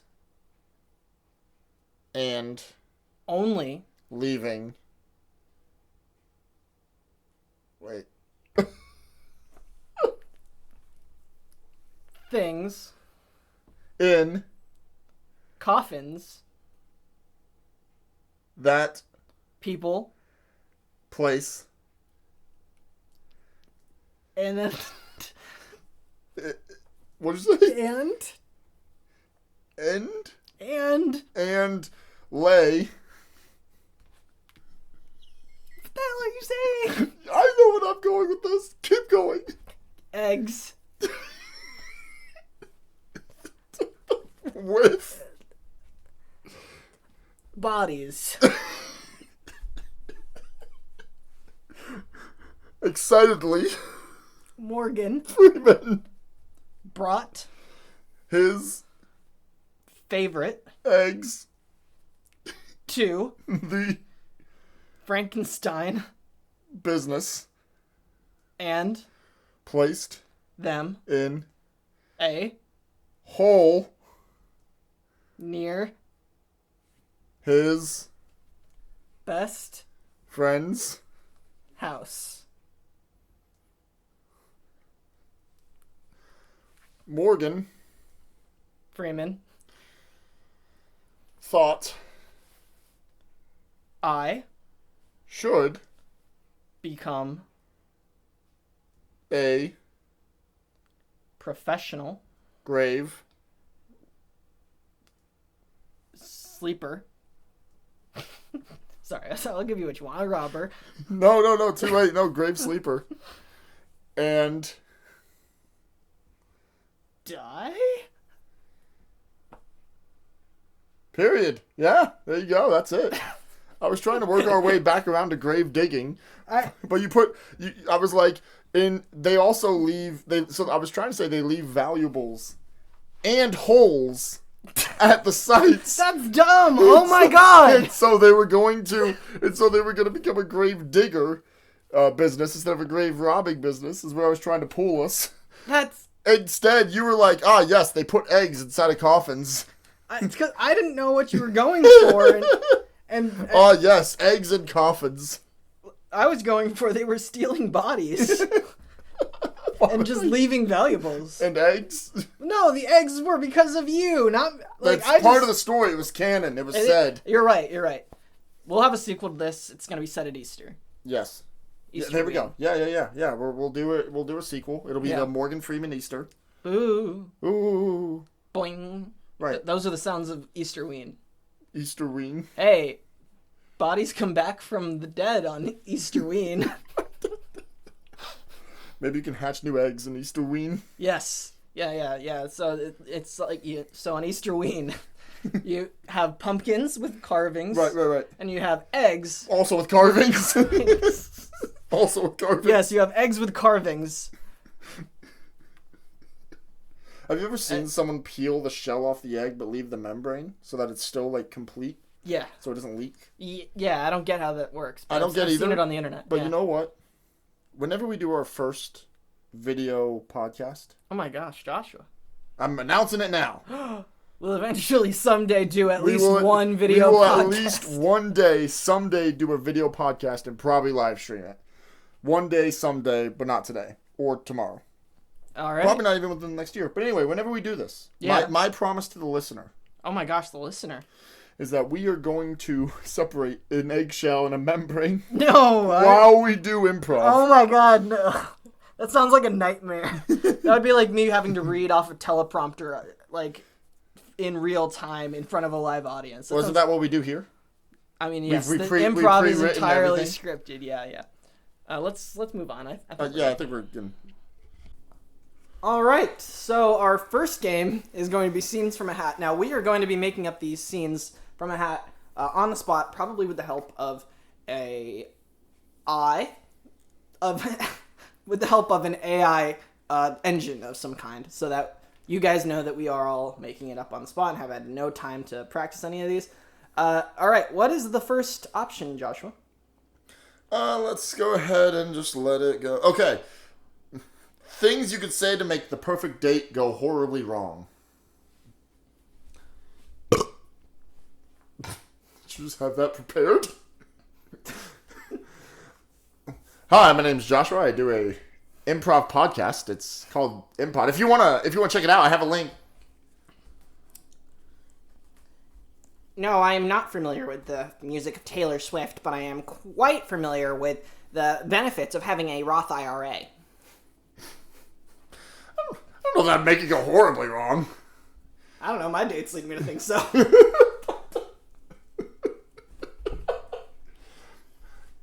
Yes, I do think people that like Taylor Swift are losers. Anyway, who do you listen to? Yes, I did vote for Donald Trump. Anyway.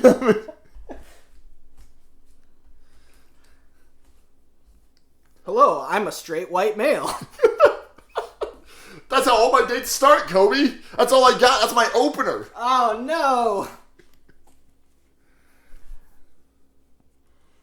I'm a fan of film. I don't have any hobbies beyond screenwriting and watching documentaries / watching the movies that those documentaries are on. Is that how you start your first dates? That's how I started. How you started with Molly? When people ask what are your interests, it's like, man, this is going to sound really boring really fast. Hi, my name's Josh. Let me tell you about WrestleMania last year. So... Oh my god. Is that a Ford Fiesta ST? The sportier model of the Ford Fiesta? Listen, you fuck. That's hot. Listen, you fuck. The Fiesta ST is a great car. It's a fine car. Hey, you know, it's not what you said in the back seat of it last night. You forget I edit this. I can make you say whatever I want. You can create this podcast by just regenerating my voice with AI. You have enough samples. You know what? I'm going to do that right now. So this is going to be an entirely AI generated sample of Joshua saying, let's see, some random things. This is not what the prompt is about at all. Yeah, I don't know what's just happened here. Joshua, AI Joshua, why don't you say how much you love the Russian ballet? You're really bringing this home. I didn't want it to be too bad, but I was considering it. Okay, let's just move on to a new prompt. A new prompt. Let's go ahead and go with inappropriate times to take a selfie. Hi, we're filming the iMPUNK. That's not that inappropriate.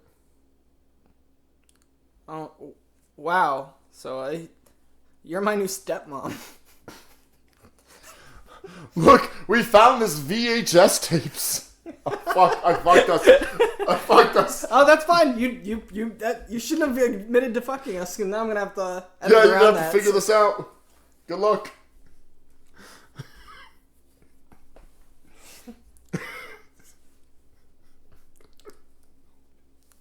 Well, here I am, driving. Just got loaded in the back of the ambulance. Wife giving birth. Hold on, if your wife's giving birth, which end do you take the selfie with? Do you take it with the face, or? I take it with the lips.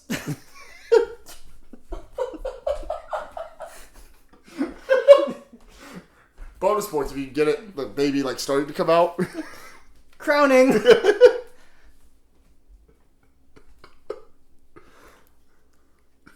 Will Smith just slapped somebody. I think that's an appropriate time. I would have. I would have 100%. Getting divorced. No, that's appropriate. That's a brag, right. yeah. That's a brag. Cheating on my wife. Oh yeah, that's evidence. Stealing the Declaration of Independence. All right, yeah. Yeah. Lost films we don't need to find. And this is you being conceived. Well, shit.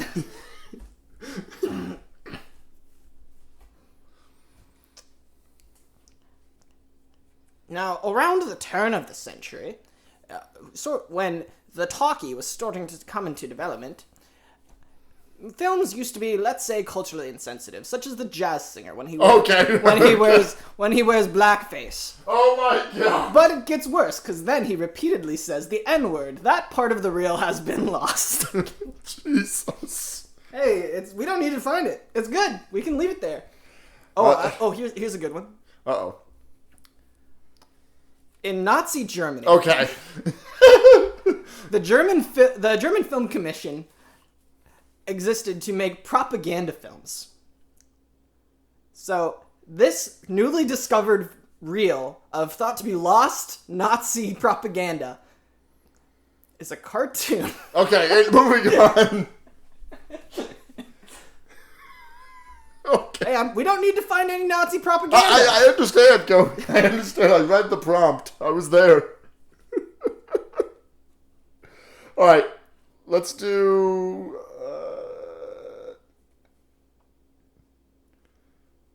what? Jack Bauer's day job? Who's Jack Bauer? I don't know. Jack Bauer. Oh. Who the fuck is Jack Bauer? Is that the guy from Big Trouble in Little China? Move along. Jack Bauer, if you're listening to this, I'm sorry that we don't know who you are, but if you want to be on the show, we'll do it.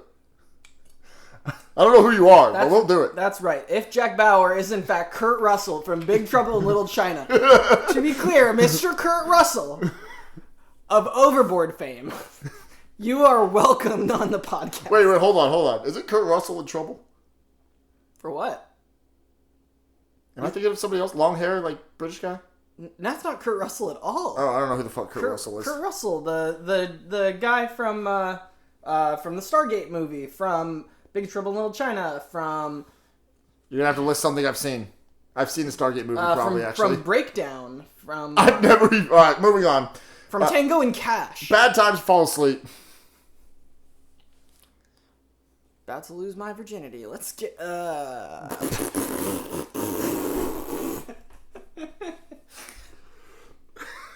how it went for me. Oh, God! Oh, shit!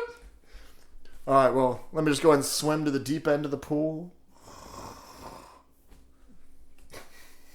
Child about to give birth.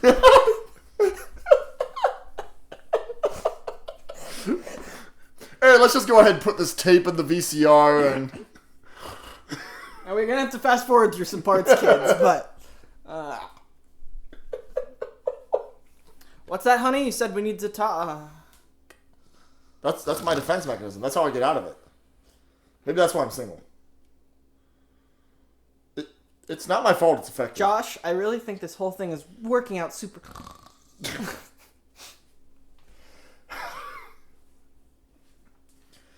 Here I am, driving. Driving. That's a good one. Alright, Koby, let's go ahead and listen to this week's iMPOD.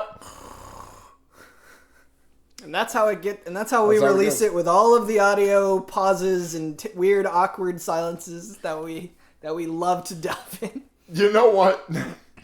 I just had a brilliant idea. We should do an ASMR iMPOD one day. Okay. Anyway. Because male ASMR guys are so popular. It'll be like improv to sleep to. You know, it'll be like we just do it in hushed tones while people are going to sleep. Improvise bedtime stories. Oh, shit! don't release this until we start improvising bedtime stories, because this is actually a pretty good idea. I like this idea a lot. This is actually how we end up making something out of this. It's not the iMPOD. It's No. the improv bedtime stories. Yep, because our voices are apparently so pleasant. I genuinely like this idea, actually. Anyway, we're moving on to the next one. Okay, let's move on. Ways to ruin Halloween. You want to reach into this pumpkin that I have out waist high? Oh, look at your costumes. You're so cute. Here's a muffin. Here's an apple. This is a true story. I went to the grocery store. This game has been derailed now. I went to the grocery store and got packets of mini muffins. And they're like wrapped up with like the 4 muffins in a package, right? On the fucking box, it's great for trick-or-treaters.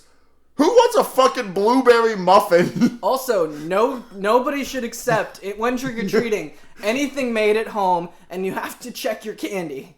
You don't have to check the candy. It's fine. Well, ways to ruin Halloween. Let me not. No. You don't not need to check my candy. Let me not check my candy. Blood! Out of razor blade! Ways to ruin trick-or-treating or Halloween? Just Halloween. Hey, y'all! Welcome to our Christian October 31st event! Would you like to see what hell is like? Koby! Oh, I really like your costume. Let me guess, from the jazz singer? Yes, a Jewish immigrant. Okay. Do you want to do more, or can we move on? We're probably... Alright. Alright. Let's do one more. Let's Yeah, one more. For a note, let's cut that last chunk. Alright. Things you will never hear your significant other say in the bedroom. You know what? I want to do all the work this time.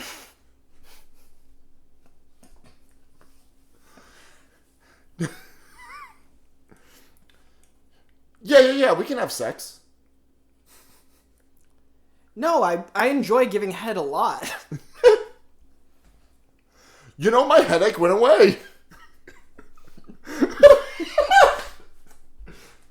I am not tired at all. I had a good day today. I think we could definitely do it.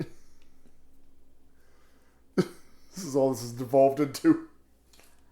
So, what's the prompt again? Things your lover will never say in the bedroom? Things you will never hear your significant other say in the bedroom. Things you'll never hear. Thank God it wasn't small. Because it is.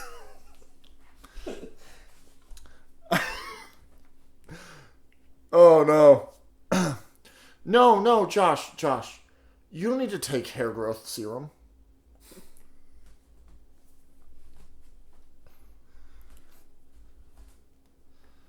I prefer my men bald.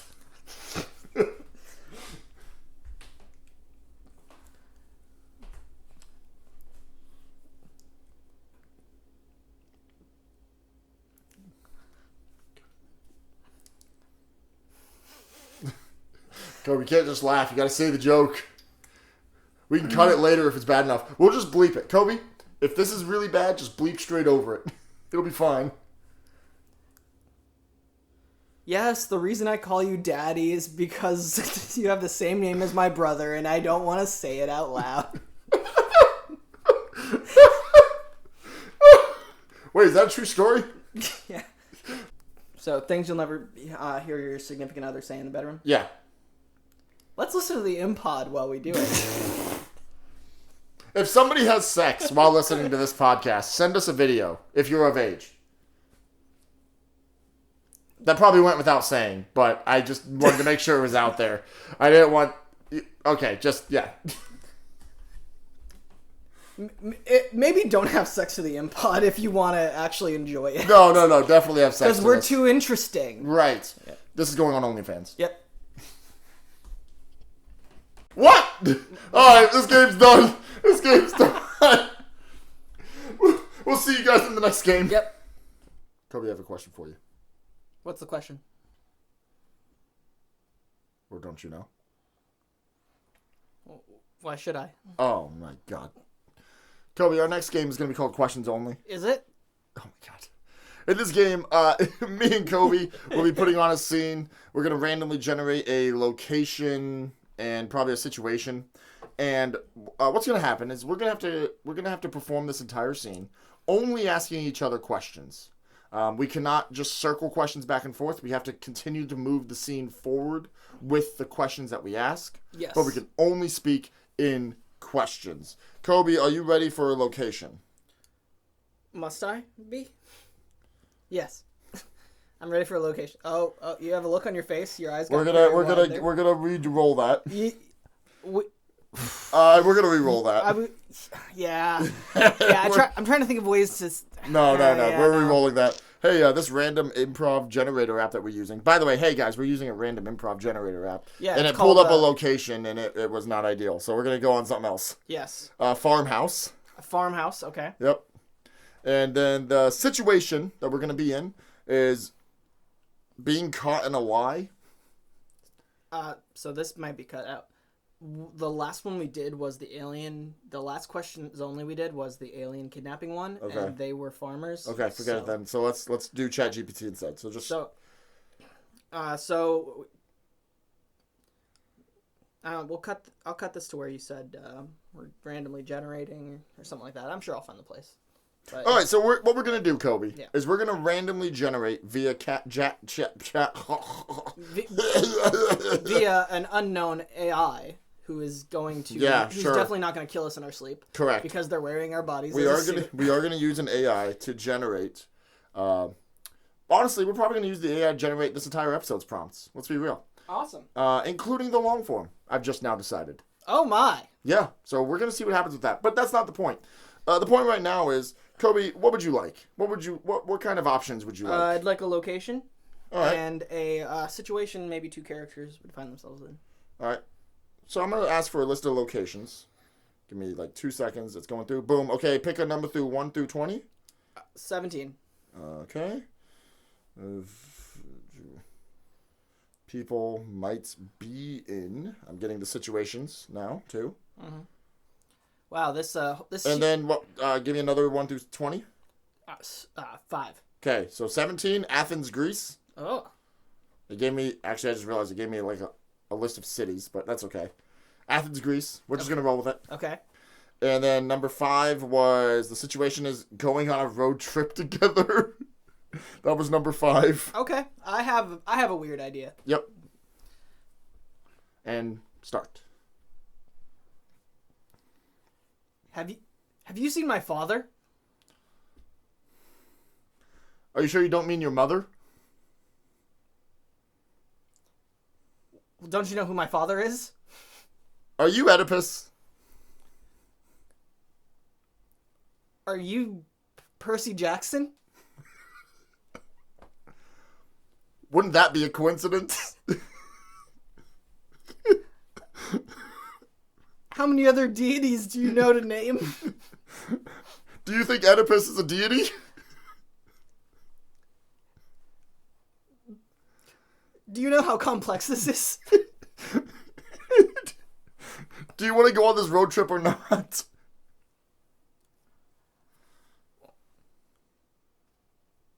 Why shouldn't I? Are you going to get in? What is this thing? Would you believe me if I said it was called a station wagon? I didn't know that they had these in our modern time of ancient Greece. Would you believe if I said I found one in a portal? Where was this portal?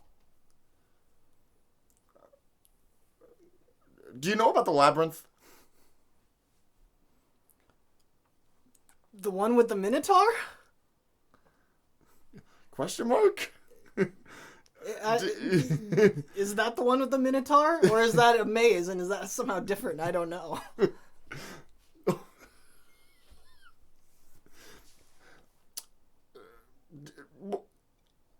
Oh, shit. Would you believe me if I said it was the one with the Minotaur? Can we go there? Is that really where you want to go? Have you ever seen anyone want something more? Isn't that on an island? Can the station wagon go across the water? Want to find out? Is it supposed to be taking on water? Is this supposed to be sinking? Should we get out? Do you have any confessions to tell me? Have you ever thought your mom looks really hot? Would I be the only one? Isn't your dad Poseidon? Should I know who your dad is? Don't you want to know why I asked? Would you believe me if I said I did? Can't your dad Poseidon just take us out of the water and put us on the island because he's chill like that? Question mark. Do you think that's how Poseidon works? Would you believe me if I said yes? Wouldn't this have been better if we watched that Pixar movie about the little Greek boys? What Pixar movie is that? Luca? What? I don't think this is working out. I think the scene's over. Yep. But beyond that, is Luca about little Greek boys? Pretty sure, yeah. I've never seen that film. I haven't seen it either. Hey, Joshua. What's up? That scared the shit out of me. I'm sorry, this secret studio hidden on top of a mountain is haunted. That scared the shit out of me, dude. It just fell over. So, this is a game that is part of a great media tradition. Really? Yes. Have you heard of Sam Spade? No. Have you heard of The Shadow? No. Have you heard of Broadway's My Beat? Would you believe if I said no? These are all great radio noir mysteries. So the thing about this game is that Joshua and I are going to be performing a radio noir scene. But the thing is that this radio noir scene takes place between characters you wouldn't expect in a location you wouldn't expect. All right, Koby. We generated the locations and situations. Okay. 1 through 20 for a situation that's not 5. 7. All right. And then 1 through 20 for a location. Doesn't matter what you pick. 6. All right. I have for the situation is sharing exciting news. I think we should pick something else. I think so too. I'm going to veto that. Yep. Because I don't know what to do with that. So pick a different one. 12. Dancing at a wedding. Yeah. Okay. So dancing at a wedding, and the location you picked was forest. Okay. All right. Dancing at a wedding and forest. Radio noir.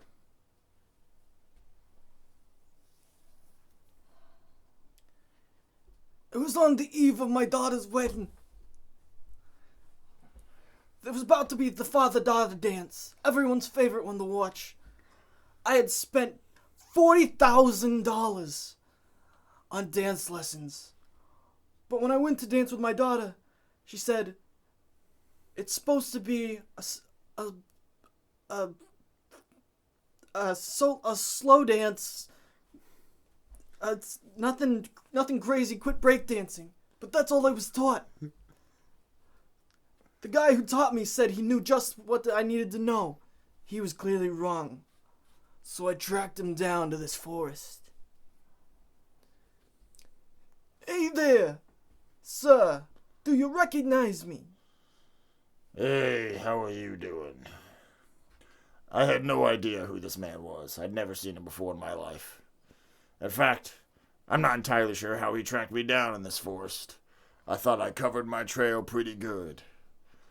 The government's been trying to find me for years, and now this random older gentleman, I'm guessing maybe in his 50s or 60s, perhaps he runs some sort of on the up and up Italian business of some kind, or like an Italian restaurant, but oddly it's always empty. Anyway, maybe I'm diving too much into what I perceive his personal life to be. Instead, perhaps I should tell you a little bit about me. No, wait. Why would I do that? That's just what the government wants me to do, isn't it? Needless to say, I will have no idea what this gentleman was looking for.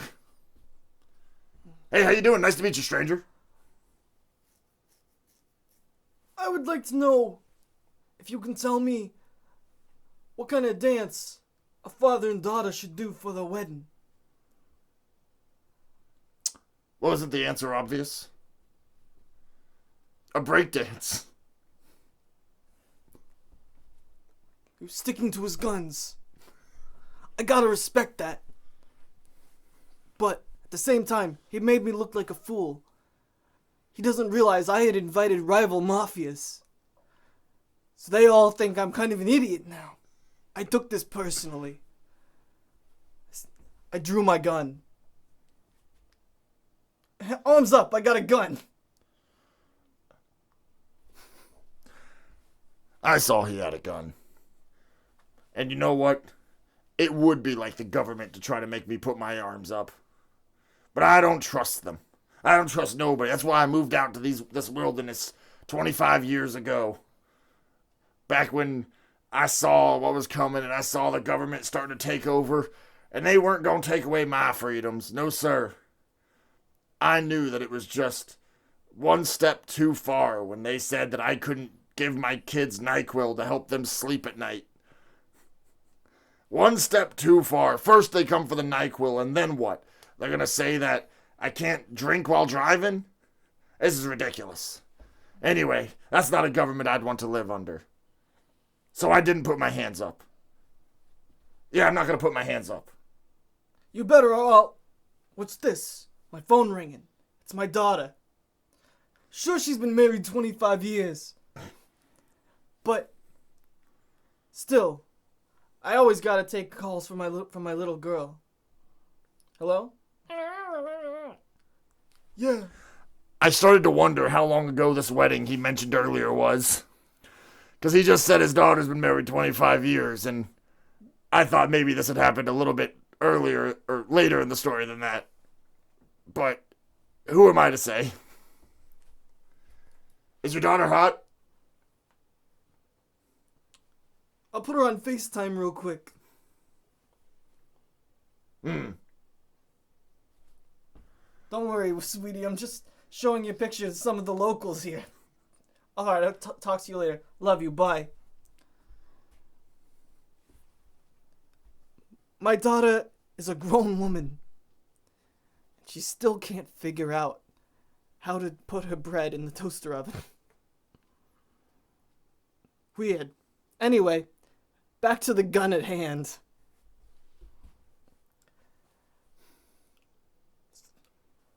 I just have one thing to say to you. One thing and one thing only. I knew what he was going to say to me. He was going to tell me, goddamn, this is a good-looking man. He was going to tell me that I was right all those years ago. I was right to run away. He was going to tell me that kids were running amok at night because their parents couldn't give them NyQuil to help them sleep anymore. But in reality, I was curious to hear it in his own words. So I figured maybe I would humor him. Yeah, go ahead and tell it to me. What do you got to say? I gotta say that it makes me very happy that I can come out here and kill you once a year for my own enjoyment on my daughter's anniversary. You see, what he didn't know is that he was an animatronic stuffed in that bastard music teacher's body. And that ever since that embarrassment for my own enjoyment when I had him killed and stuffed, I'd kill him again every year. For my own personal shits and giggles. Well, it's time to shoot him again.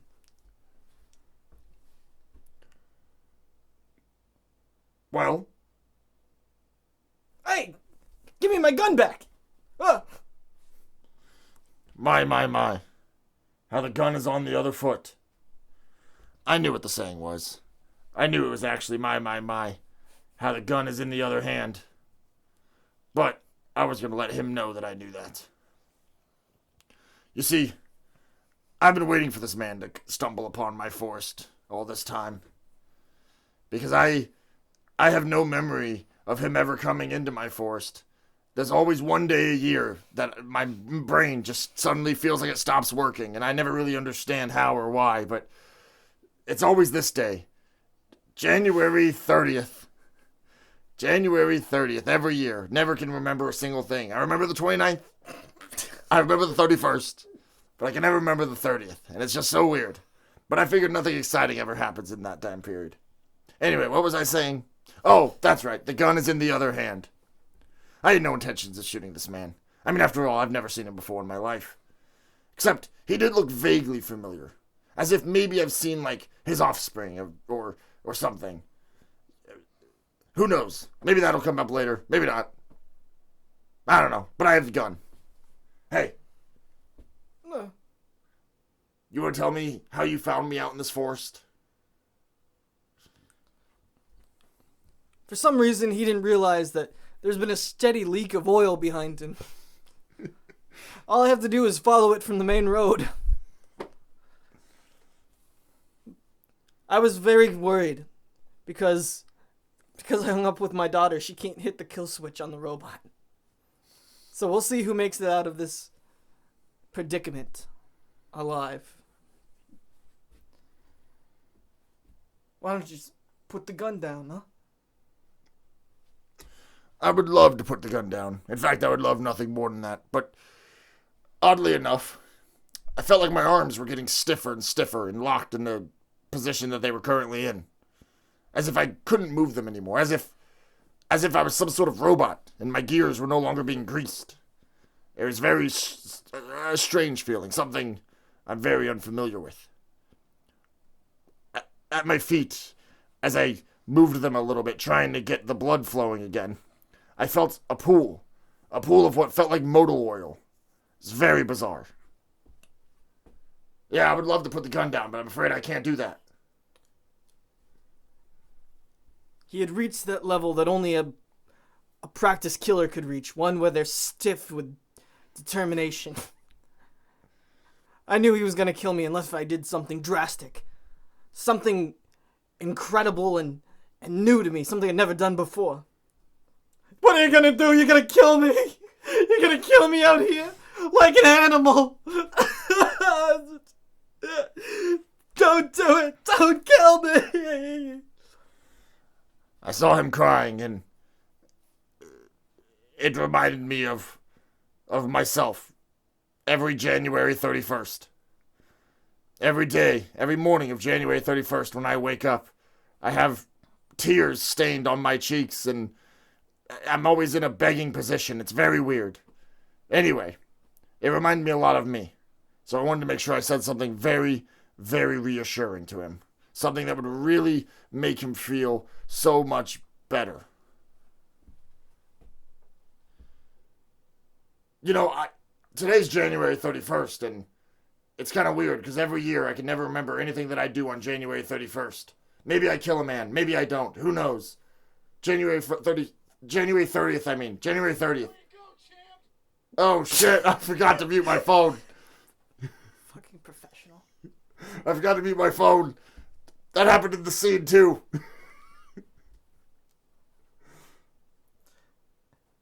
I couldn't take it anymore. I hate that I've been paying his phone bill for 25 years and it interrupts this important moment. I knew I had only one thing to do. I charged him. As we rolled on the ground, the gun was gonna go off. It was just a question of if it would be him or me and who would come out on top. Is it gonna be you or me or who's gonna come out on top? This man started rolling with me in the field. Kind of like Star Wars Episode 2. Anyway, he's rolling around with me in this field, and it kind of makes me think he's into me a little bit. It's very romantic. There's a lot of flowers in this field. Field forest. It's both. Don't ask. It's fine. I can assure you that the only thing hard in this field rolling was the animatronic.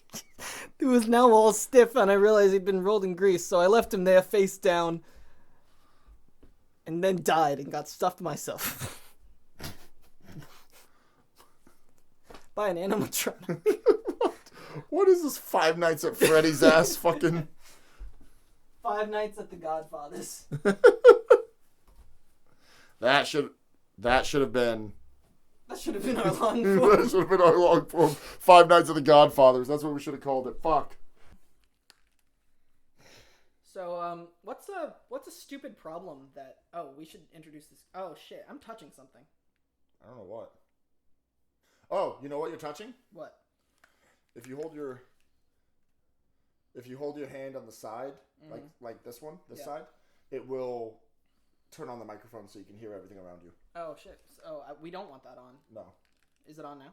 No, it's if you hold your hand on the side. It's I touch see. sensitive. Oh, okay. And, yeah, okay, we're still good. Yep. All right. Let's wait 10 seconds and go.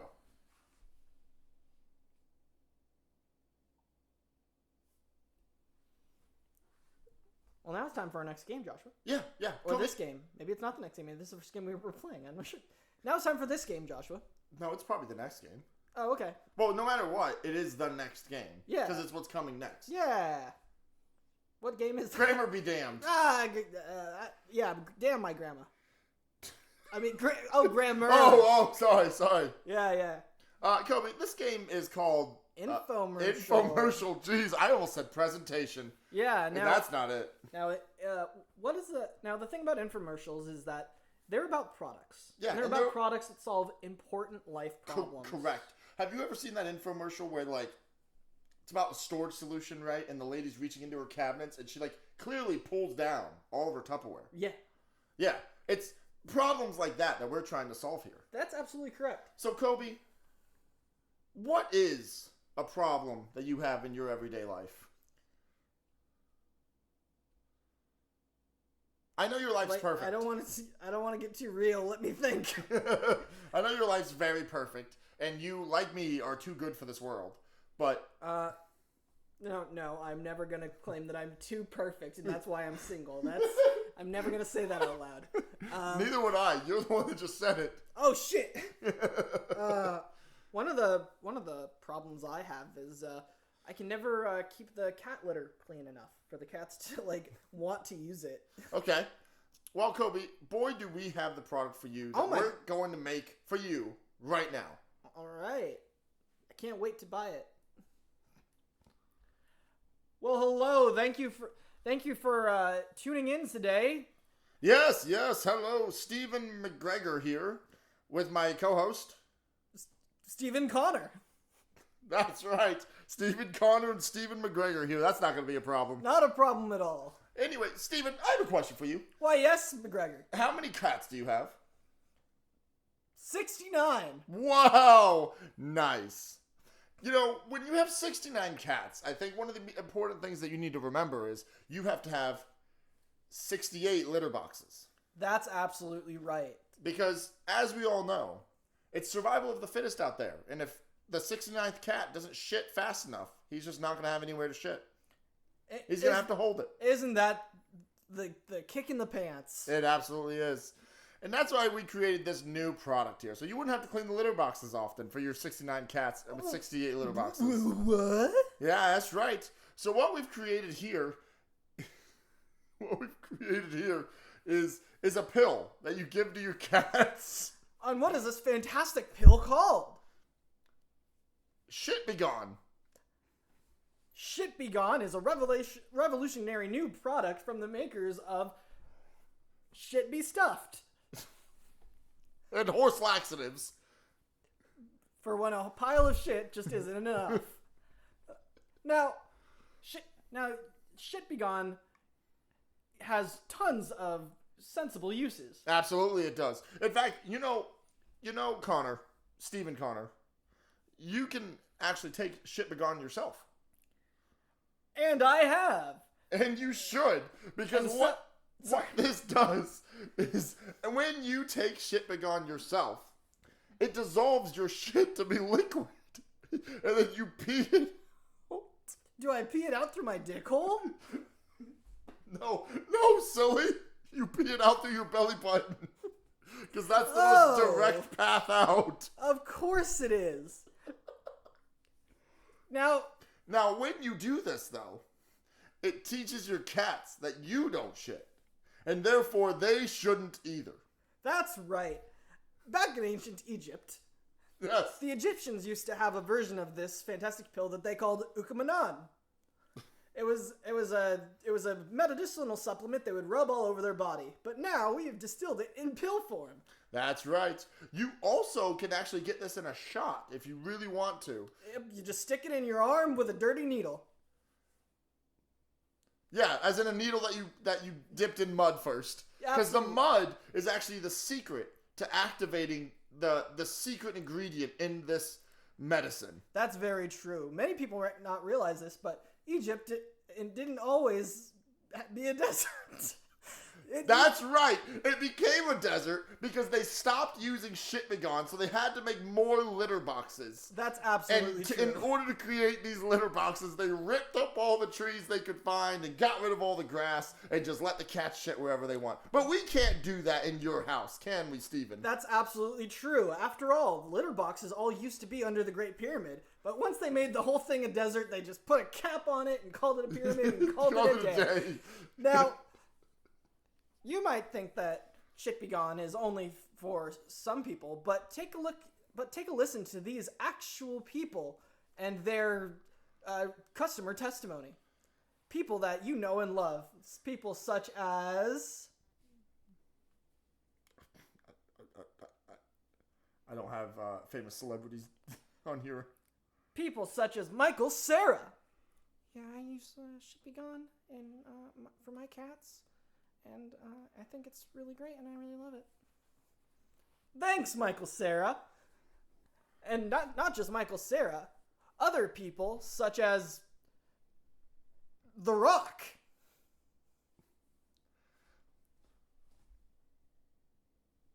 Well, that's right. I use shit begone every day, and I drink it every morning with my Terramana tequila. Gee, thanks, Dwayne The Rock Johnson.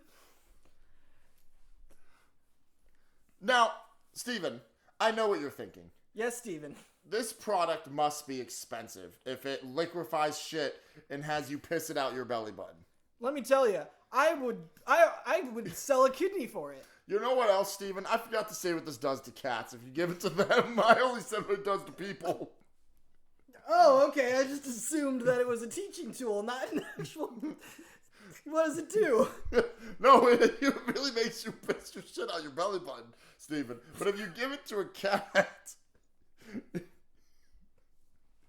Yes, if you give it to a cat, what happens? Well, when you give it to one cat, it sends out pheromones to the other cats. And these other cats immediately know to form a cat centipede to make sure that shit never makes it to the litter box. I almost said mailbox, but I didn't, Koby. I said litter box for sure. Anyway, now, speaking of mailboxes, you can get this product by just mailing us an unassigned but unfilled out check.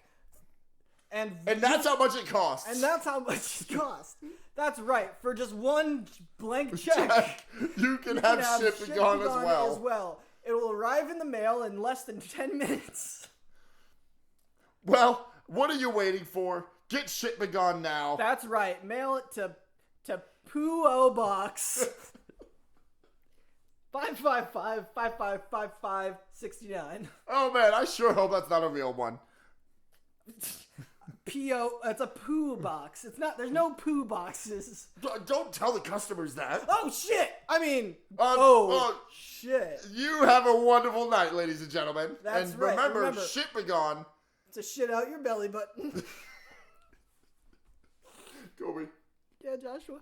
What have we done? We've saved a lot of people's houses, I guess, from their cats.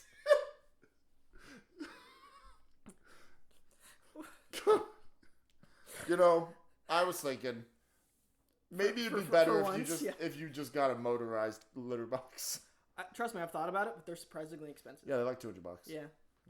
Oh, that's what I should ask for Christmas. Yeah, I'll get it for you, buddy.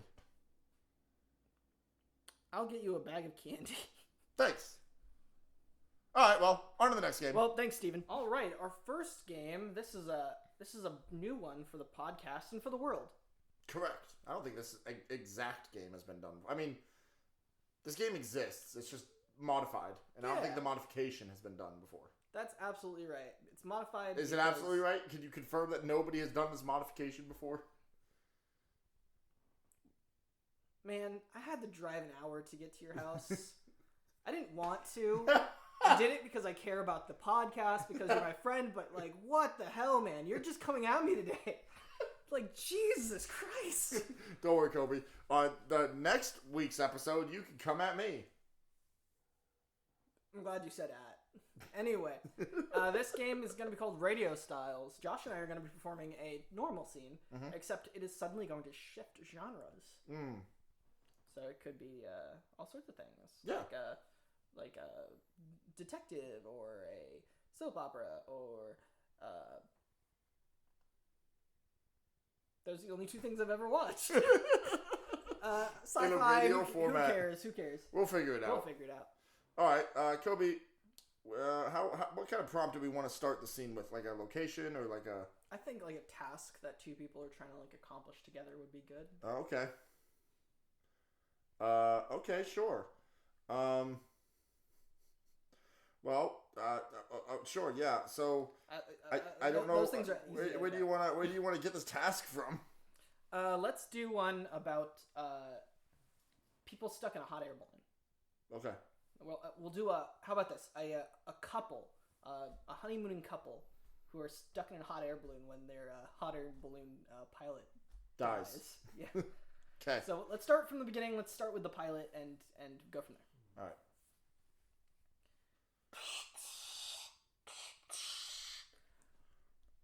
Well, hello there.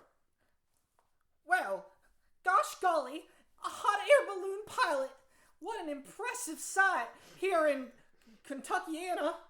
Yeah, yes, that's right. I am a hot air balloon pilot. Well, honey, would you like to go up in this hot air balloon? What? Bust my bossonette and call me a butter biscuit. I'd love that. I've never been higher off the ground than my farm. Yes, what is your names?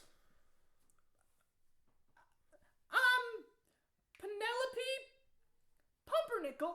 Now, dear, that's Penelope Wheatbread, don't you know now? We've just got married.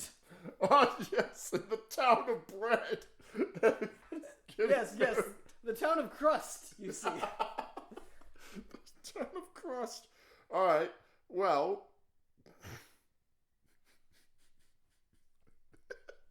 Genre, snuff. Gee, I don't know if I'm prepared to go all the way up there. Now, dear, follow the handsome pilot with me into the balloon. Yes, please. Yes. Yes, please. Now, don't stand too close to the edge. Now, Mr. Pilot. Sorry, I'm coming up behind you like this. What do you mean you're coming up behind me like this? Oh no, he fell out.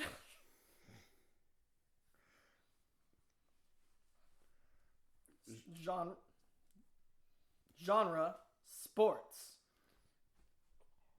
And there he is, going down into the ground. He's falling at an alarming rate. Well, my goodness, why don't you look at that? He's going all the way. He's going all the way. He's at the 10. He's at the 5. He's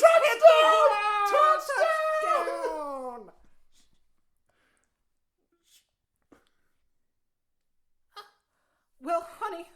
Oh, yes. Genre, slasher. Honey, I'm in so much danger without a pilot in this balloon with me. I don't remember what the husband's voice sounds like. Yeah, basically. Okay. Dear, Pumpernickel, it's gonna be okay. Penelope? Yeah, that's what I meant. Pumpernickel was my former last name, as I am now married to you. Yes, I knew that. Even though we are now married, we still have not engaged in amorous activities. Wow. Don't you know? We can't do that. They say that there's a murderer that haunts these airs. A murderer that haunts these airs. Every time someone has sex in the air, they die. Every time. That was the story. Yeah, you're right. Genre, historical. That was the story of the great air balloon couple. Yeah! Yeah, that's right. Who are you? Well, who are you? I'm the narrator of of an And I'm informational. I'm the co-narrator. Of course you are. I didn't just wander into this room Now, just in now. the following recreation, we will tell you about their harrowing final moments. Genre, cartoon.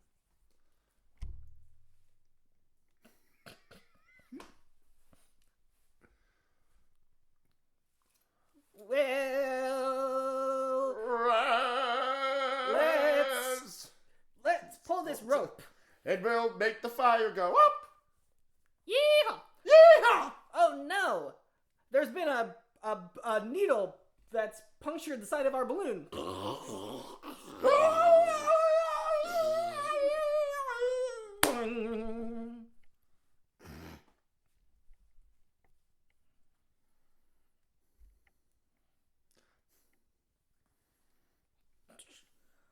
Oh, honey. Honey, where are you? Ah, yeah. God damn it. Genre, post-apocalyptic. Honey, oh, honey, where are you? Dear, I can't see anything. Honey, I'll pull you out of this rubble. Oh, there you are. There you are. Okay. Do you have any more water left? Yes, here, I have some in my wallet. Here, just give me the last drop. There you are, dear. Hopefully we can find more in this wasteland ever since the bombs fell. There's nothing we can do. It was great that the bombs fell while we were in the air. Yes, that's how we survived. I guess Kentuckiana is gone. Yes, it is. Oh no, zombies! Ah! Genre zombies. It's done.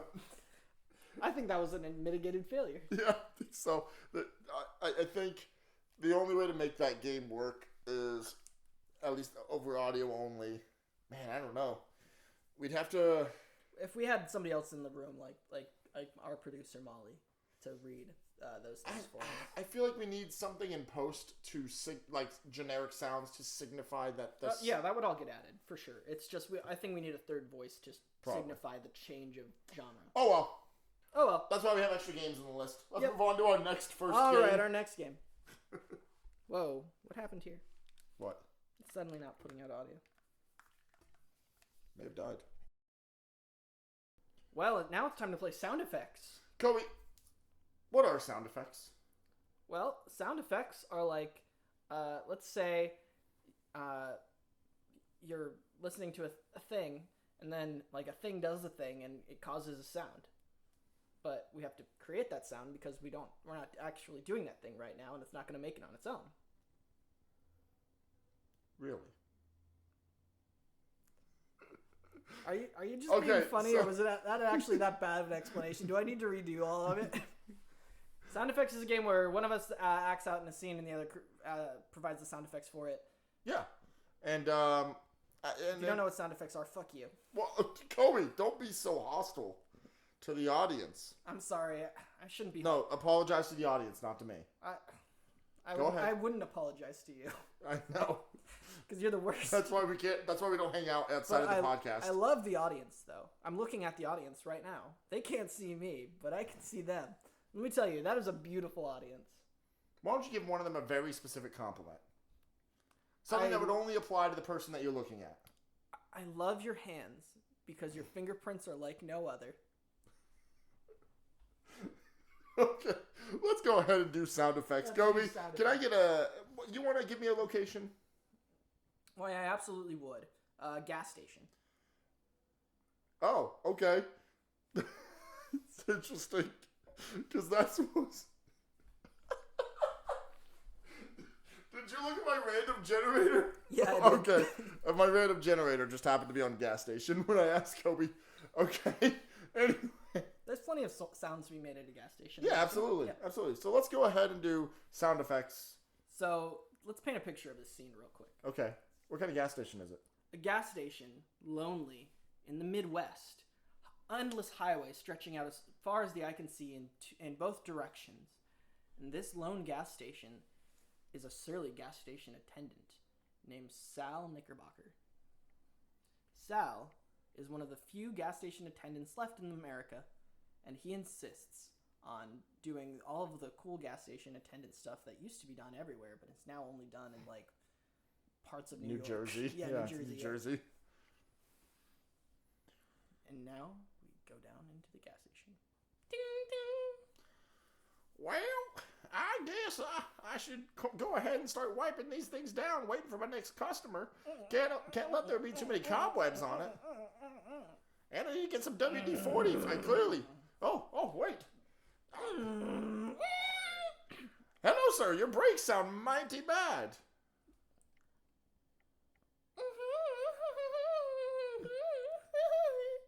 Yes, that's right. Your brakes sound mighty bad. Here, would you like some gas? Okay, well, here. Let me go ahead and open up your gas can. Or flap. Your gas flap on the side of the car. You know.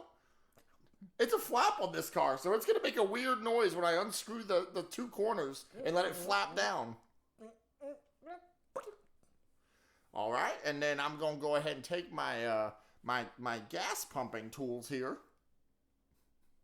Let me just open up the toolbox. I'm really good at my job, man. Don't worry, I know what I'm doing. All right, and I got my funnel now. And let me just put it in the car, okay? And then let me just go ahead and get the gas arm. Don't worry, ma'am, I can do this. All right, and as per the manual, I need to stay at least 6 inches away while I do this. And squeeze.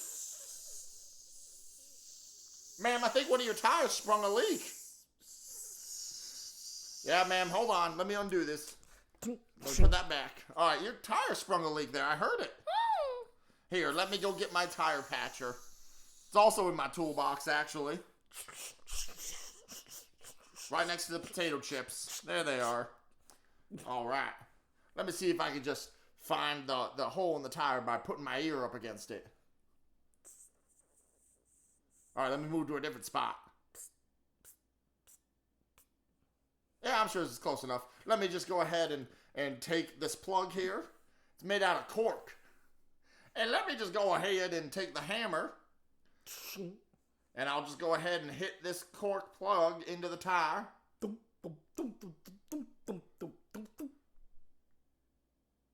All right, I don't hear it anymore. I guess we're good.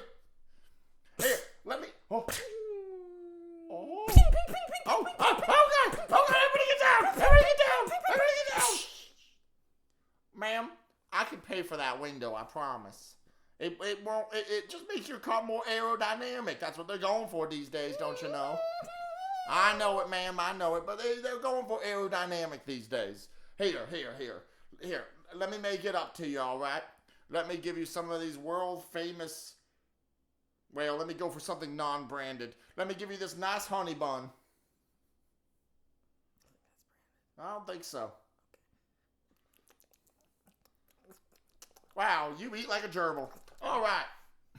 Oh my God, ma'am! There's a goblin in your back seat. There's a goblin in your back seat, ma'am. We gotta deal with this. Don't worry, I know what to do. Let me get my pliers. Everybody knows the deal with a goblin. You just gotta pull out its second tooth with pliers. And pull. Don't worry, ma'am. We do everything. Full service here at this gas station. All right. Now, where was my tire inflator? I think that's also called an air pump. Oh, here it is. Let me just hook it into the tire here. And I'll start pumping.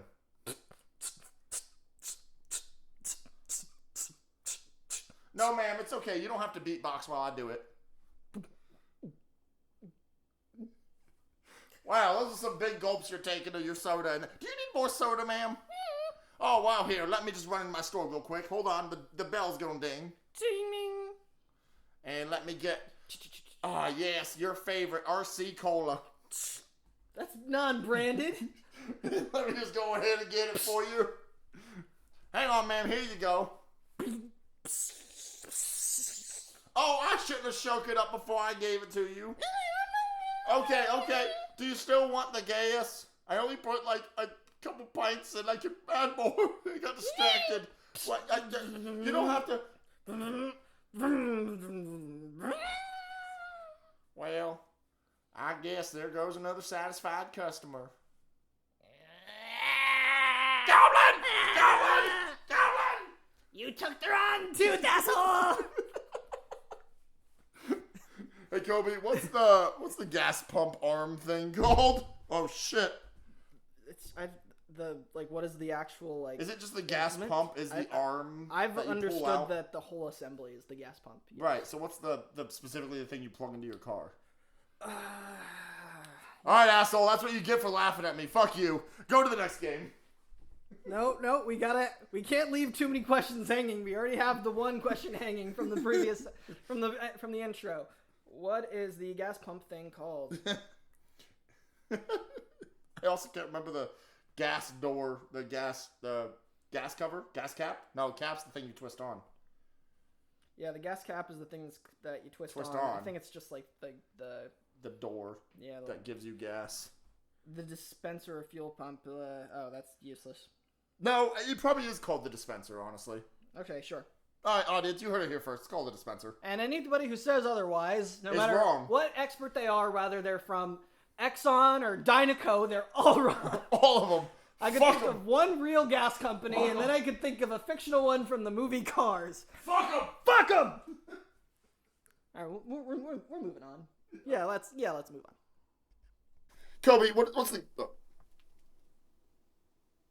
Koby, what are we doing now? Well, Joshua, we're doing a one-word story.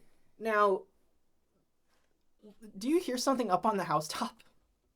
The thing going click, click, click? Yeah, and... Is that what the song is? Up at the housetop? Click, click, click? Yeah. What's the clicking? The reindeer hooves. I think it's... That's a click? I think it's more like clip, clop, clop, but, like, that's modern lexicon, maybe? Okay. Anyway, you were saying? I don't know what I was saying. We should do a one-word story, Koby. Oh, yes, we should. No, this one-word story, because Christmas. Yeah. We're going to endeavor for this one-word story to basically be an encapsulation of the Christmas story. The Christmas story, yeah. Yeah. Yep. Of course, we're going to be making it up, one word at a time. Yep. I don't know what Josh is going to say. Josh doesn't know what I'm going to say. Yeah, I do. Because I'm psychic. Fish titties. Shit, never mind. No, there's no fish that have nipples. Well, sure, they're not fish, but like dolphins. Well, then it's not. Well, they don't have nipples. But dolphins nurse, right? I don't know. How would they nurse if they're underwater? I know there's some... Is it just like... No, surely not. A platypus isn't a fish? No, a platypus is not a fish. But also, I don't think dolphins... I thought there was some sort of like water... I don't care about this. I'm not smart enough for this shit. I feel like I can't Google it because I don't know what I'm going to find, so keep going. Do fish nurse? Can a fish nurse me? How did Aquaman's mom nurse him? It's Aquaman coming out December 22nd. Not sponsored. All right. Aquaman 2, excuse me. All right, Koby. In this game, we're going to say one word at a time and tell the story of Christmas. Are you ready? Oh boy, am I. All right. Seeing as how it is Christmas. Yeah. Upcoming. Yeah. Soon. Yeah. And the release of Aquaman 2. Okay. Not sponsored. Okay. We wanted to do... I haven't seen Aquaman 1, so. It's cool. It's kind of Is it Christmassy? It came out in the summer, I think. What if Aquaman... No, it didn't. What if Aquaman was Christmassy? I think we found our one-word story. Aquaman. Trademark. Created. Snow. When. He. Masturbated. On. To. Fish? Period. I don't think we should use that either. What, you never jerked off on a fish before? I got that recorded. I got that. I'm keeping that. That's not going away.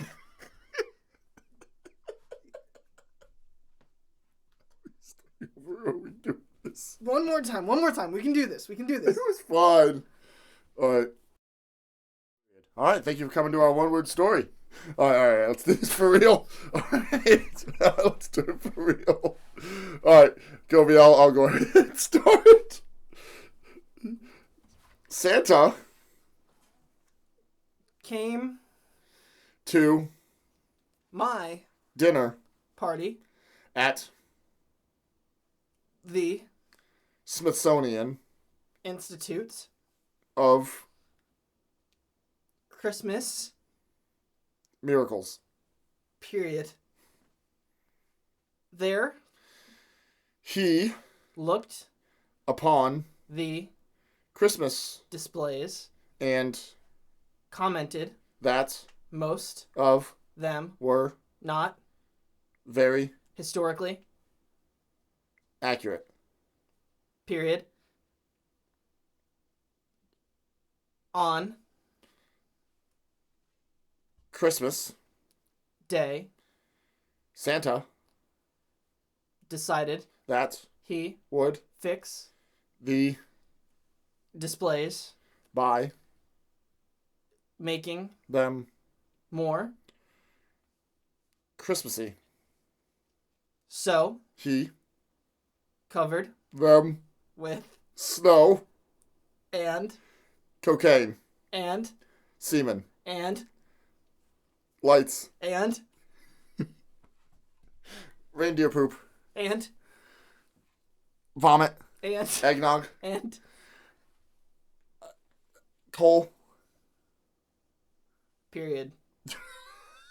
When he left them the party guests were arriving at the Smithsonian Institute of Christmas Miracles. period. Over. Is overjoyed one word? I don't know. Over. The Next couple of minutes the people gazed in wide amazement at the wonderful displays. period. Christmas Had been reinvented by Santa because of course he was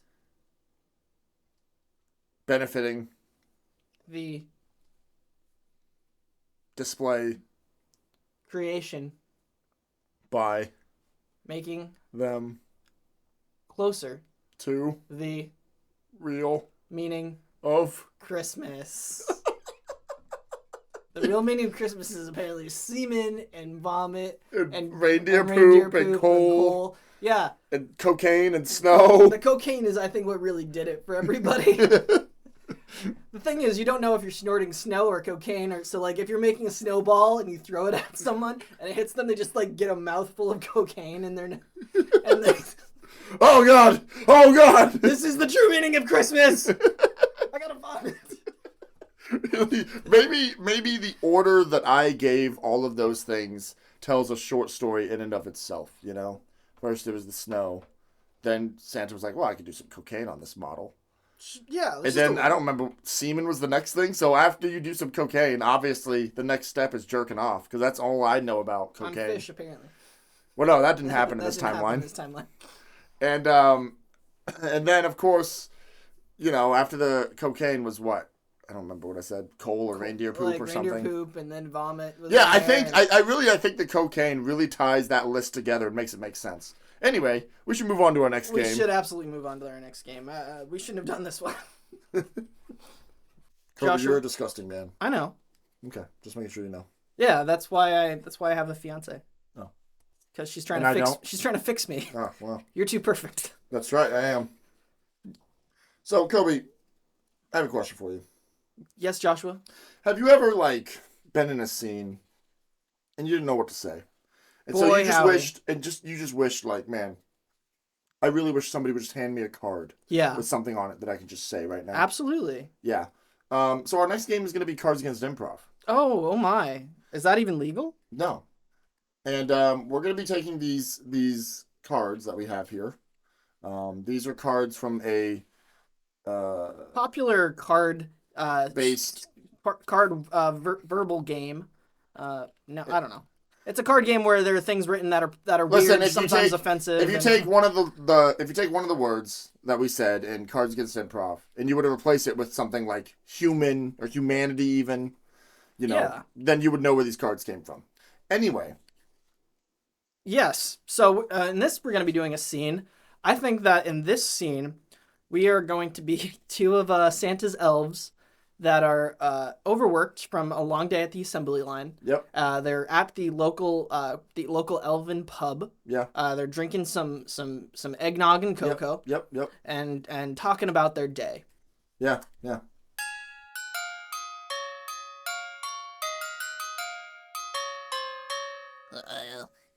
Well, hey there, Kringle. Oh, hey. This is my elf voice. Oh, yeah. Come sit next to me, your best friend, Jingle. Alright, Jingle. Kringle here. Not Kris Kringle, I'm just Kringle. No. I think it's weird that we don't know who your real father is. Yeah, I know. We'll never know, I guess. I heard once that your real father was Wet Butt. No, I once was told that my real father was the boners of the elderly. Well, there's only one elderly person up here, so that's really weird. Yeah. Well, anyway, let me tell you about the day I had today. Oh, don't get me started. Santa had me working some special project. We should really unionize. I know, we should. He had me working some special project. You know what that project was? What was it? It was scrotum tickling. Was this Santa's? Scrotum tickling, huh? I hate when I have to do that. I hate when it's my rotation for that. Oh, no, it's the worst, isn't it? Scrotum tickling's the worst. Was it the reindeer or... I don't want to talk about it. Oh, okay. What'd you do today? I did Jafar. Really? Yes. He's having Jafar over again. I know. He keeps giving that guy second chances. He keeps trying to take over Christmas, and Santa doesn't let him, but he keeps getting close. I know, it's so scary. Okay. Well, let me tell you what Santa had me do after the scrotum tickling. Yeah, what did he have you do? Well, he had me gout. He gave me gout. He gave you gout. He gave me gout. And I thought with all the sugar that we constantly eat and drink, we were gonna get diabetes, but gout. Gout. I had to lose a leg for that. Oh my goodness, you have a peg leg. Yep, I had to handcraft that. Santa wouldn't give me one. Oh, that's too bad. But it looks like somebody already signed it. Yeah, do you want to sign it too? Our mutual friend Brad. Yeah. They wrote our mutual friend Brad. Yeah, I know. That is a... What do you want to write on it? Well, I would like to write generational wealth. I was thinking maybe you could write coming deep and hard inside a Cobb salad. Well, do you want me to write that in cursive or in print? I can do some nice calligraphy. Oh, let's do it in calligraphy. Go ahead. Okay, I'm gonna start. I just gotta grab my my specialty pen set here that I keep in my pocket right next to a sofa that says, I have style, but I like to be comfortable. I keep that in my pocket. It's great people don't know that elves are actually giant, not small. I know. Santa gets so big. I know. Well, hey, hold on. Stop what you're writing. Hold on. It looks like you've written sorcery. Why, yes, I have. This is a curse. What? I am intending it to a sweaty, panting leather daddy. You're gonna try to turn me into a sweaty, panting leather daddy? Why, yes, because I want us to overthrow Santa. And who can anyone follow besides a panting, sweaty leather daddy? Well, I mean, there's other options. I mean, you could decide to bullshit. That's true. It works so well for the humans. Why don't we do that? No, I don't know. Maybe we could try something. What ideas do you have? Well, I guess my other backup idea was intimacy problems. Well, Santa's got plenty of those. Yeah, Mrs. Claus. Santa's like 400 and Mrs. Claus is like 30. It's a weird dynamic those two have. Yes, it is. Yeah, it is. She wants it and he's just like too sleepy and old. I know. I don't know why this isn't a bigger controversial topic out in the world. Especially because all they do is they talk about other things. They talk about things like the total collapse of the global financial system. Well, that's true. Santa Claus contributes to that immensely because of the toys he gives. It causes companies that go into the black to get a bunch of returns back into the red. It's terrible. It's awful. The thing that Santa does that I really can't stand is, I don't know what this says. Machete, my machete. Machete. I don't know, he does that to me. He machetes you? Yeah, like he cuts off our limbs and then he like fashions them into like, and he then connects them together in these terrible, and like they end up grafting together, and that's how reindeer are made. Well, something else Santa does to the human world that's not really well talked about is the hose. Oh, the hose. Hose. Oh, but does Mrs. Claus know? He puts the hose on them.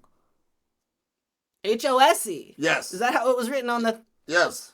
The hose. Oh. Like the water hose. Oh, that's how he causes it to snow in places. Yes. Oh, of course. I was worried that Mrs. Claus would find out about something bad. Something like licking French's brown mustard out of a llama's asshole.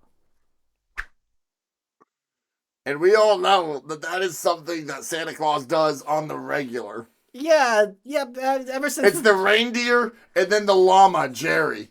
Yeah, the llama, Jerry. That's a bad llama jamma. Well, I'm just glad we can go over here. Hey, bartender, can you give me another shot of morphine? And can you give me a medieval times dinner and tournament? Wow, this bar really has everything. I miss the medieval times back when elves were respected and we were we controlling the One Ring. Yep. Good times. I really miss those times. But you know what I miss most about those times? What? I miss the Dakota Access Pipeline. Yeah, when Santa had us build that, I thought it was kind of a weird thing to do. I know, especially with everything that happened surrounding that event. Yeah. It was really probably inappropriate for us elves to help with that, but here we are. Frankly, I think it was wrong. The only thing we can do to make up for it is performing the sex of the hand. You do that. You do the sex of the hand, and I'll go ahead and do Swedes. They aren't far from here. Down to Sweden. Okay. I think that answered. Well, I don't even know what the question was anymore.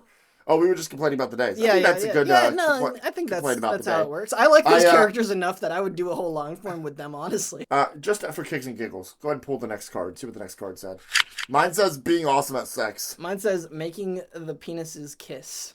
About the same thing, then. Yeah. All right, well, that was Cards Against Improv. Let's move on to our next thing. They're both boys.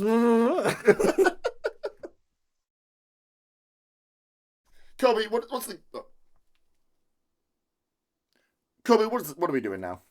Why, Joshua, we're doing a one-word story. Now, do you hear something up on the housetop? The thing going click, click, click? Yeah, and... Is that what the song is? Up at the housetop? Click, click, click? Yeah. What's the clicking? The reindeer hooves.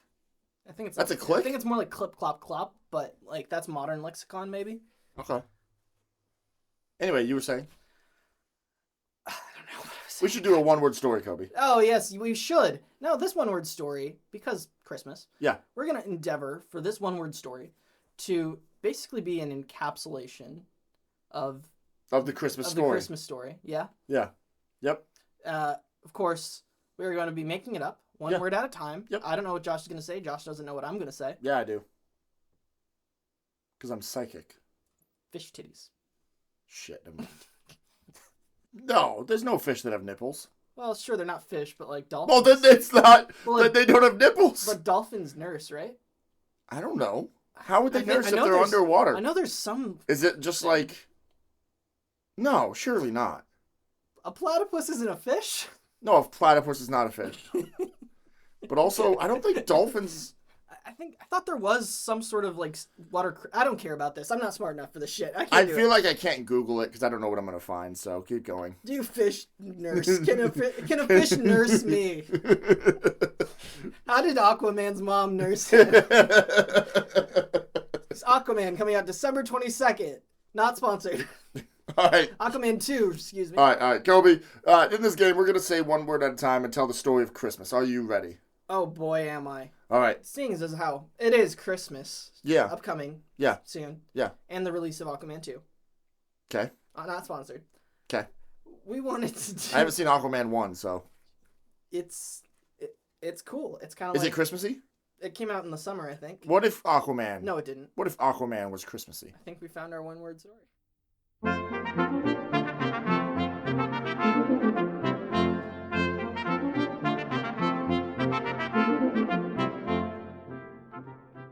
Aquaman Trademark. created Snow. when He. masturbated On. to... Fish? Period. I don't think we should use that either. What, you never jerked off on a fish before? I got that recorded. I got that. I'm keeping that. That's not going away.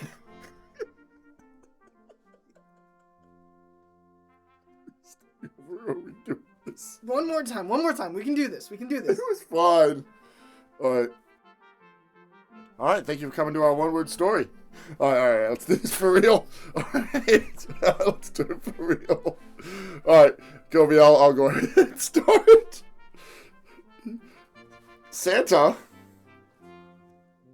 Came to my dinner party.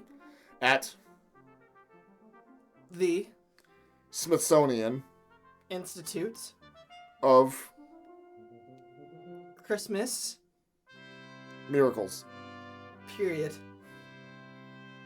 There. He, Looked. upon The Christmas displays. and Commented. that Most. of Them. were Not. very Historically. accurate. Period. On. Christmas, Day. Santa, Decided. that He. would Fix. the Displays. by Making. them More. Christmassy.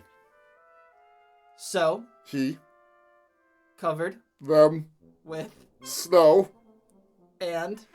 cocaine, And. semen, And. lights, And. reindeer poop, And. vomit, And. eggnog, And. coal, Period. When He. left Them. the Party. guests Were. arriving At. the Smithsonian. Institute Of. Christmas Miracles. period over is overjoyed one word? I don't know. Over. The. Next Couple. of Minutes. the People. gazed In. wide Amazement. at The. wonderful Displays. period Christmas Had. been Reinvented. by Santa. because Of. course He. was Benefiting. the Display. creation By. making Them. closer To. the Real. meaning Of. Christmas. The real meaning of Christmas is apparently semen and vomit And reindeer poop and coal. Yeah, And cocaine and snow. the cocaine is, I think, what really did it for everybody. The thing is, you don't know if you're snorting snow or cocaine, or so like if you're making a snowball and you throw it at someone and it hits them, they just like get a mouthful of cocaine and they're and they, Oh God! Oh God! this is the true meaning of Christmas. I gotta vomit. maybe the order that I gave all of those things tells a short story in and of itself. You know, first it was the snow, then Santa was like, "Well, I could do some cocaine on this model." Yeah, And then I don't remember, semen was the next thing. So after you do some cocaine, obviously the next step is jerking off, because that's all I know about on cocaine. fish apparently. Well, no, that didn't happen in That this didn't happen timeline. in this timeline. And then of course, you know, after the cocaine was what? I don't remember what I said. Coal or reindeer poop Like or reindeer something. poop and then vomit. Was Yeah, in I there think and- I think the cocaine really ties that list together and makes it make sense. Anyway, we should move on to our next we game. should absolutely move on to our next game. We shouldn't have done this one.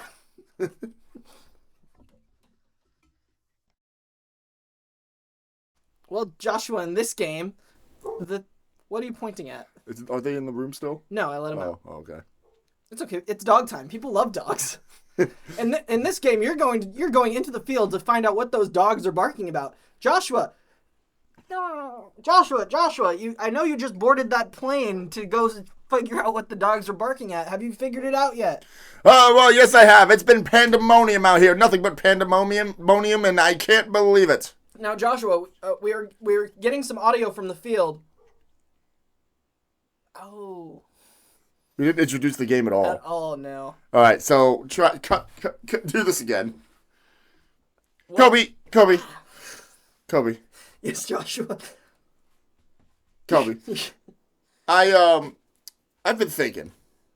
You know, we've been That's doing. dangerous. I know, and we've been doing a lot of the same games that we always do on the iMPOD here. I don't think it's time we start bringing up our repetition because it's gonna go on for years. That is true. Yeah, we have been. So we need to create an audio version of a game that already exists. yes. So as people who are devoid of creativity Yep. and could be replaced by AI, Yep. because everything we say is completely random anyway, Yeah. we decided that we would do a version of a popular game that you have seen on Whose Line Is It Anyway, where they utilized the latest in motion picture, audio, visual, television technology to bring you a truly interesting thing, a reporter in the field, except the reporter didn't know what they were reporting on because the background was green screen. In this case, our field reporter, Joshua, is going to be reporting live from the scene, but he doesn't know what sounds we're going to hear. A little bit of trivia for you loyal listeners out there, folks. I got the inspiration to do this because I was listening to the audio of the Hindenburg exploding because I was like, I'd never listened to it before, and I wanted to kind of know what that was like. What the hell? And What the fuck? It's horrible, and it's tragic, and it really gives you a sense of like why Ode to Humanity is such a staple of the modern cultural lexicon. Anyway, Joshua, you're in the What the fuck? Joshua, you're in the field right now. Yeah, I was sitting at home. I was trying to go to sleep, and I was just listening to children cry, and I just really soothed me. That's what I just heard out of you. What else do you listen to when you're spare time, Koby? I listened to the Orson Welles radio broadcast of War of the Worlds. That was pretty cool. Yeah, I think I've heard that before. Yeah, it's pretty cool because like. You're like, okay, this isn't quite real enough for me. Let me listen to the Hindenburg exploding. It's interesting because like we've heard of it, we know about it, but like it's like no one's ever like sat down in a class and been like, hey everybody, you're listening to this as it happened. Well, yeah.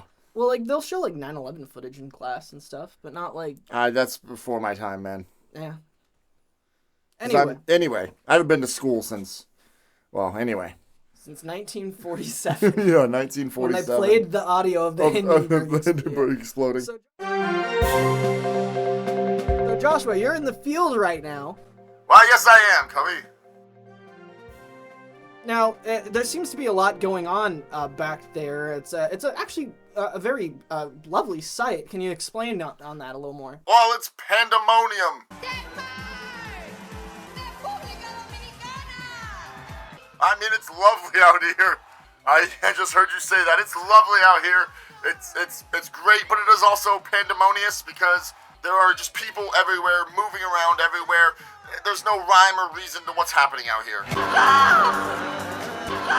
Now, this seems to be happening somewhere that's not clear because of all of the various locales that are being brought up. Can you elaborate on why that is? El Salvador! Finland! Well, I think in a situation like this, you need lots of different opinions. And so bringing up all the different locales is really the best way to do that. Personally, though, I'm always been a fan of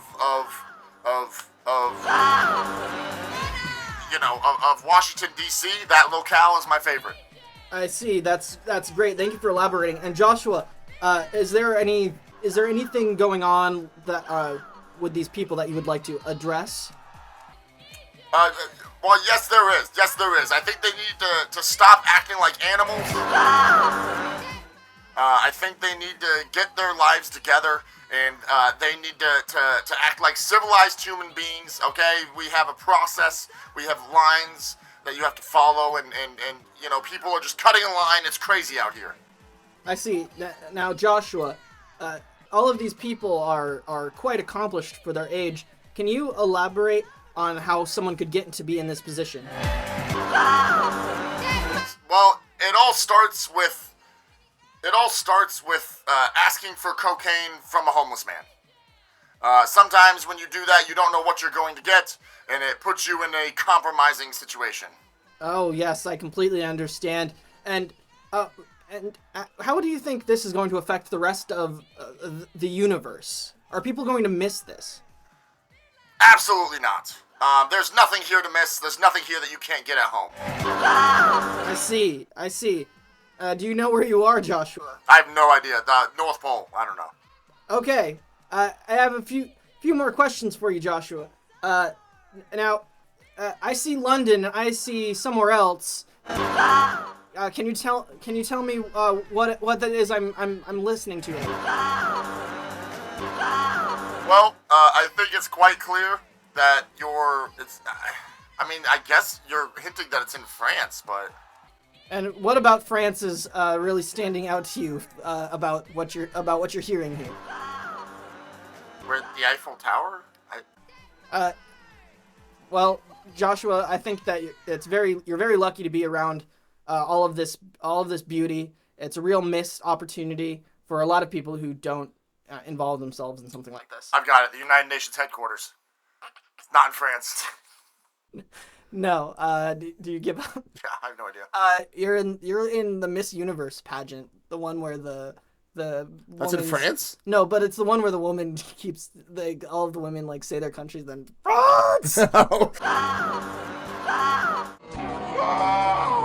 have no idea. I have no idea. I hope it's not. I hope it's Miss Universe. I'm pretty sure that's what all of the like. I think it is. Yeah. Yeah. That's what I looked up when I found the clip. So honestly, in my opinion, I don't like the Miss Universe pageant. Oh my gosh. Because it really excludes the rest of the universe. So you're saying like, why are there no women from Beetlejuice? Right. Like right. In the Miss Universe. Why are there no moon women? Right. Exactly. Or the women from Venus or Mars. Right. Well, the women from Venus.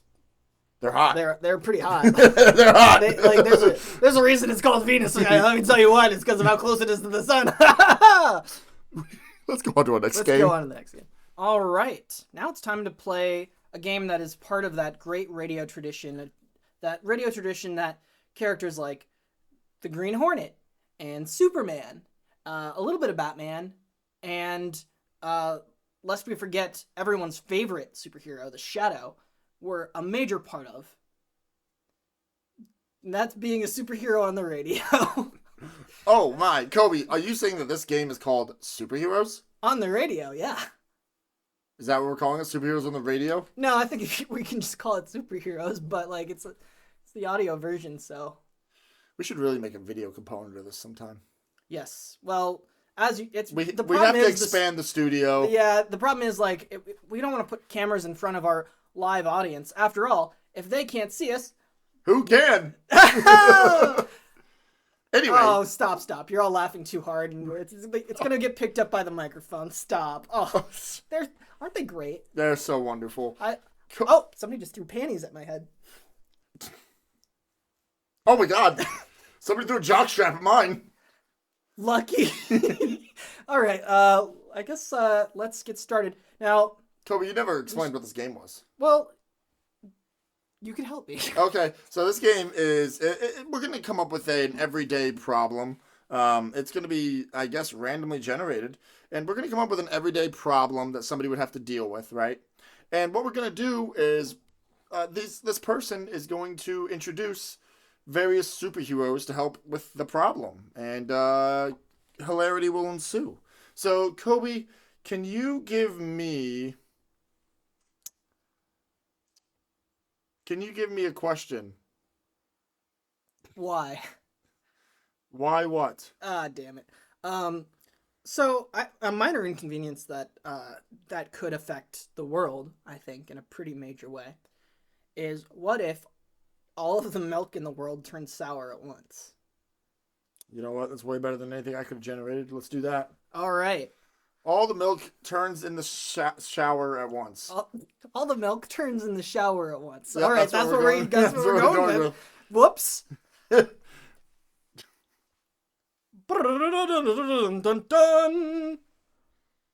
city of iMPODsville.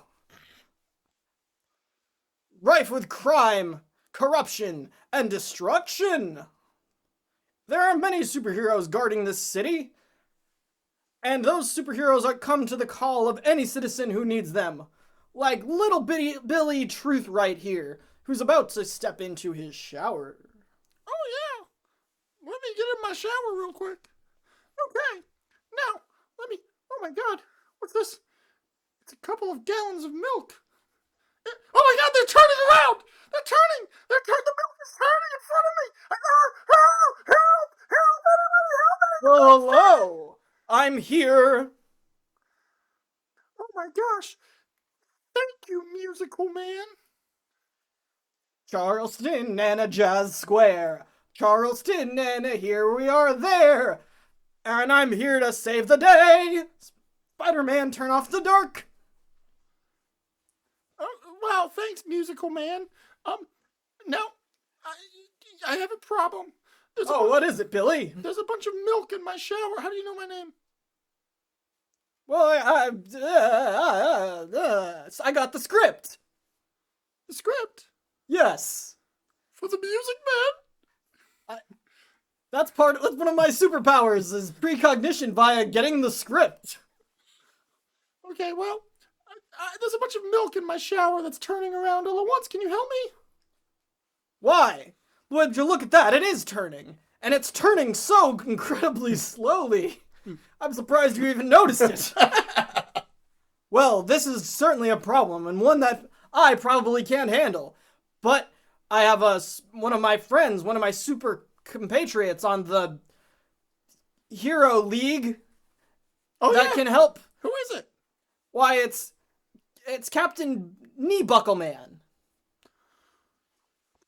Oh, hello. Oh, God, my knees. Oh, ow. Thank goodness you're here, Knee Buckle Man. The milk is turning around. The what? The milk? Milk. Why'd you put an E in there originally? Can you help me get off this floor? My knees aren't supporting me right now. Why, yes. Let me just jazz slide over to you. Okay. No, just help me up just a little. Oh, God. Oh, please, mister, hurry. The milk is turning still. Oh, my God, that kid's voice got way different. What? It's always been this way. No, it was definitely like this. Okay. Yeah. Puberty is happening to me, so it's a little weird, but I'm working through it. I think it's weird you guys are... How can I help you? The milk is turning. We need you to stop The what it. is turning? Can I...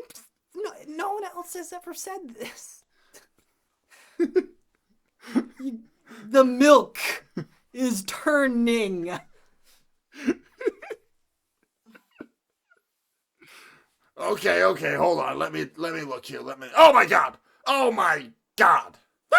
It's turning out of surprise, as if somebody has walked into them in the shower. Okay. Hold on. I have a buddy. He deals with this kind of stuff all the time. This kind of stuff? The time? Okay. All the time. And who is this? Oh, sorry. It's, drinks way too much vodka and then throws up on the floor, man. Wait, that doesn't sound good. I don't know that we should have him come in. Svidania. Oh, drinks too much vodka and throws up on the floor, man. Oh, God!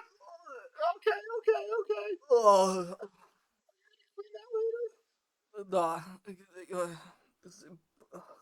The borscht and the milk and the vodka. Okay, well, I have a problem. In my shower, a bunch of milk's turning. Yeah, all the milk is turning all over the place, and I need help. It's a very serious problem, very real problem that I can help you with. What do you mean you can't help me? I mean that it's below me pay grade. But you're the third superhero here. That usually means you can help. Three comedy comes in threes. You know what they say. All right, Morty, you calm down now. I have a friend. My name's Billy. Billy, Mandy, whatever. I have a friend who can help. You can help us in this trying time, and he can take care of it. I'm almost positive. I'm a good 20% sure. Okay. Yeah. This friend is death personified. Oh, there he is now. Oh, he's really scary. Does he always carry around that sign? Why is he pointing?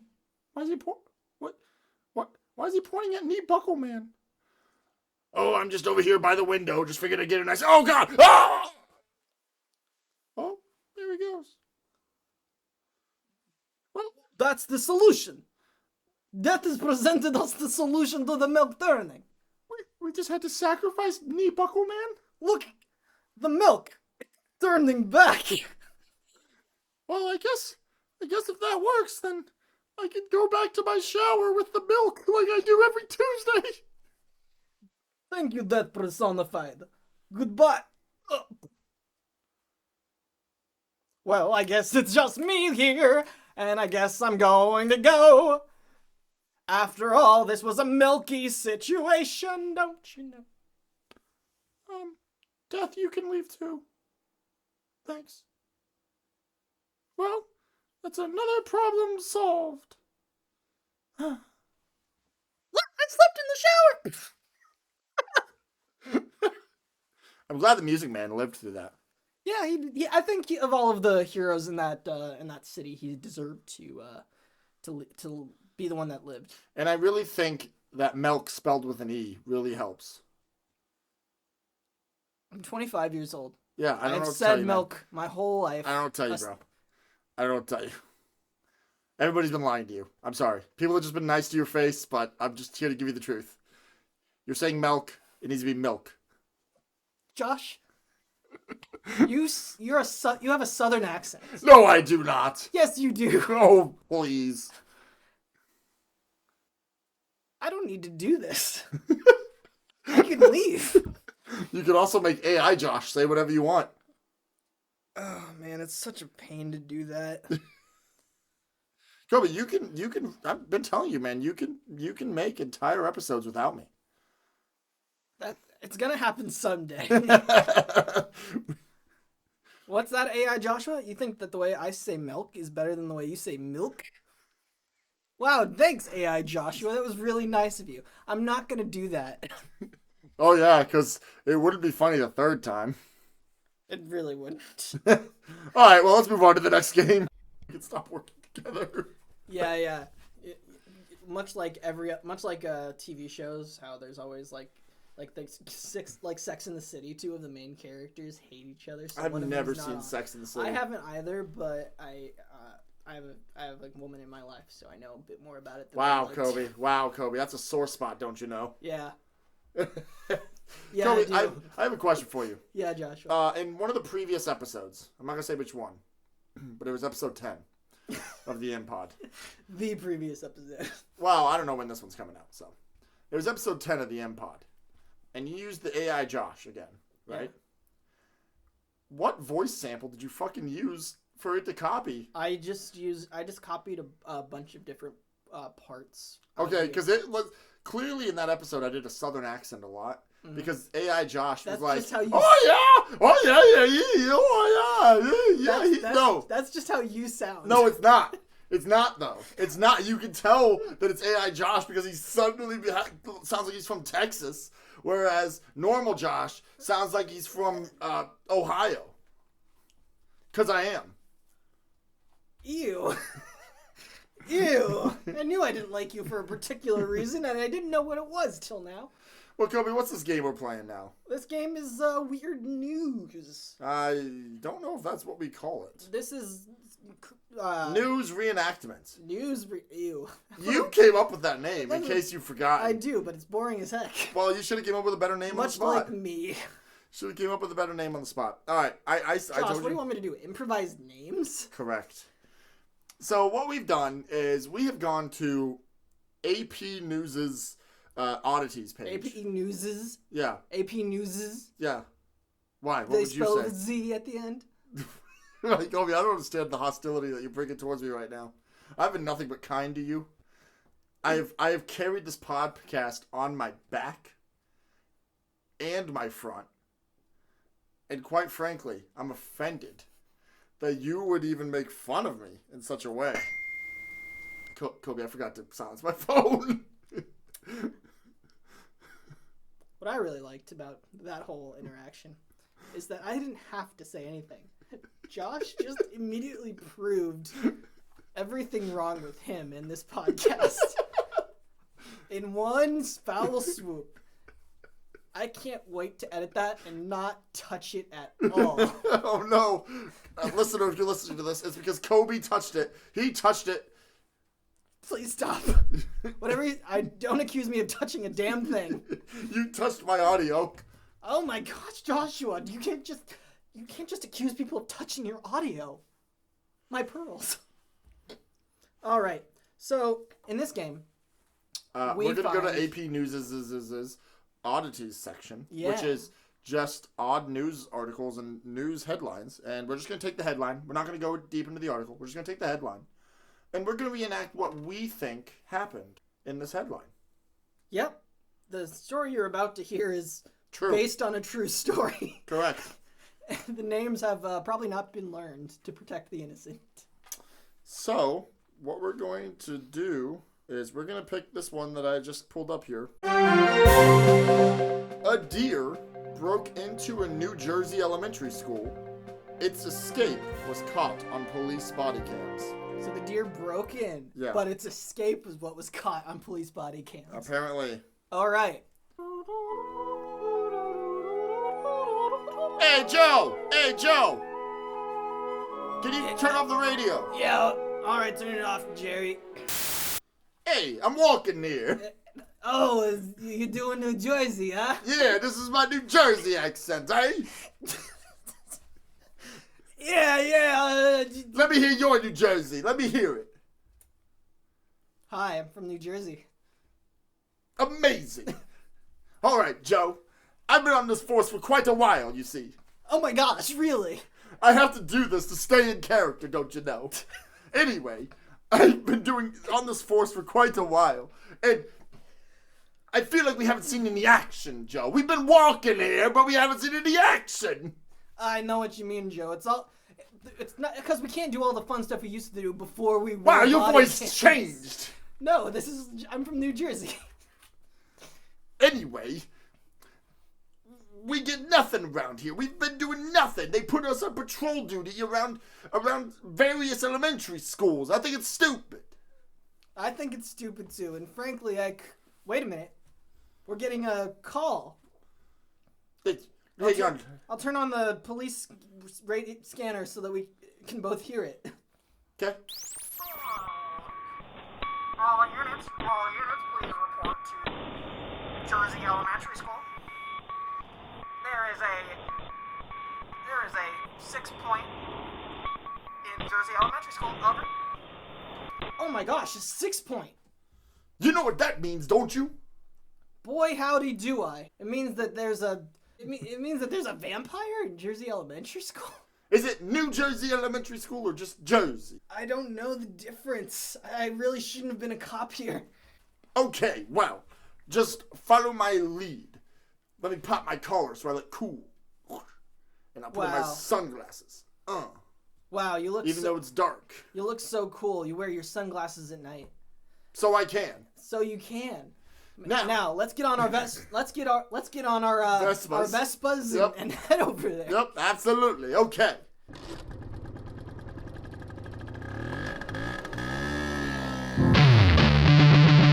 Two cops with big shoulders and raging six-packs on Vespas and shorts.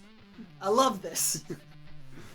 Our body cams mostly just pick up the Vespas because that's how high a Vespa handle comes up. And the body cams are on the chest, so it's mostly just like the front of our Vespa. It's great. Okay, we've arrived. All right. I'm going to pull out my gun. You know what? I'll let you hold mine, too. You can have 2 guns. Oh, man, I feel so cool. 2 guns. Yeah, you're Tommy 2 Guns. Boo, I think my name was Joe, and your name was Jerry. No, my name, I didn't pay attention to whose name was what this time. Yeah, we're getting new partners every But you know what? here in the Vespa I place. like to call my partner Tommy, no matter who it is, in memory of my favorite and first ever partner, Tommy Two Fingers. Rip. Now, I'm feeling pretty cool about having these 2 guns. Yeah, Tommy, So, 2 guns. Before we go into this middle school, Elementary school. I think I'm gonna shoot these guns in the air. You know what? I have a better idea. Oh? I think that perhaps, since the door is probably locked, and I'm not gonna check it, you should just shoot the lock of the door to let us in. Don't ask me twice. That was some good shooting. Thanks, Tex. The door's open. And, oh my gosh! I've been impaled. Oh my god. Oh my gosh. Oh my gosh! It wasn't a vampire. It was a deer. I mixed it up, and they meant 6 points. They meant a 6-point deer. Oh my gosh! I got it. Okay. Don't worry, Tommy. 2 guns. It's dragging me. I'll shoot it with my. Oh no! Oh my gosh! I'm being lifted up in the air and thrashed around by the deer. Okay, Tommy. Okay, I know just what to do. I'll negotiate. I'm a master negotiator, don't you know? Tommy, what was that noise? The deer's stabbing me even further. Oh, right. Master negotiator. Here we go. Let me put on my hat.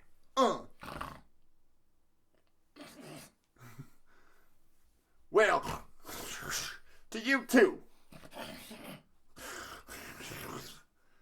I don't think it's working. It's biting me.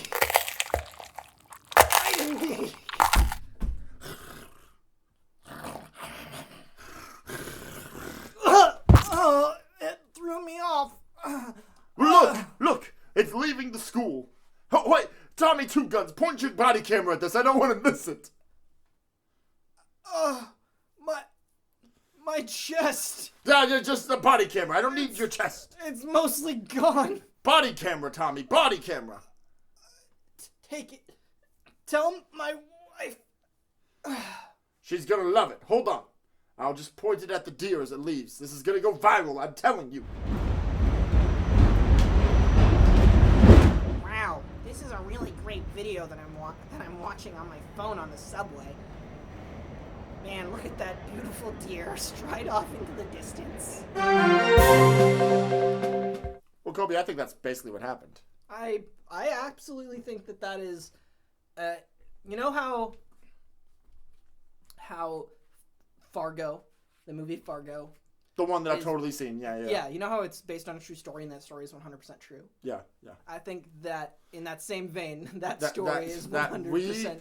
We took the title, A Deer Broke into a New Jersey Elementary School, Its Escape Was Caught on Police Body Cams, and we made that what actually happened. We made the film.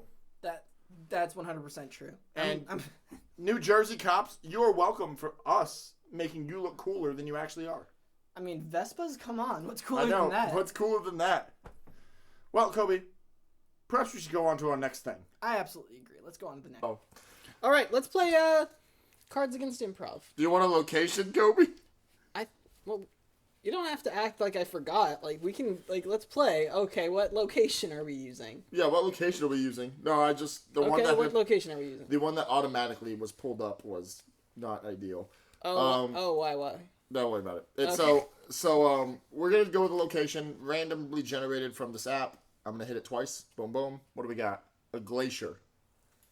Man, that's ironic. Quite just posted a video all about icebergs. It's like 2 hours. Who did? Quite. Don't worry about it. All right, let's go. Let's get on the glacier. This is your fault, you know. How is this my fault? If it hadn't been for you, we wouldn't be stuck here. Oh, please. How was I supposed to know that dying was bad? Well, you should have. This is what hell looks like. You know that's where you're going, don't you? Trying to perform that mutiny. You got everyone on the ship killed. And so, hell is frozen over, is that what you're telling me? I'm saying that the deepest circle of hell is the coldest, according to Dante's Inferno. Okay. Alright, fine. Well, what do you have to say about this, then? You want to know what's on my mind? Yes. You really want to know? Yes. What's on my mind is world peace. I was voyaging to the top of the world, to the top of the North Pole, to try to get world peace. It would have worked. All we had to do was get there. All right. Fine. World peace. We could have done it. Top of the world. World summit, one could say. But you know what I think? What? I think...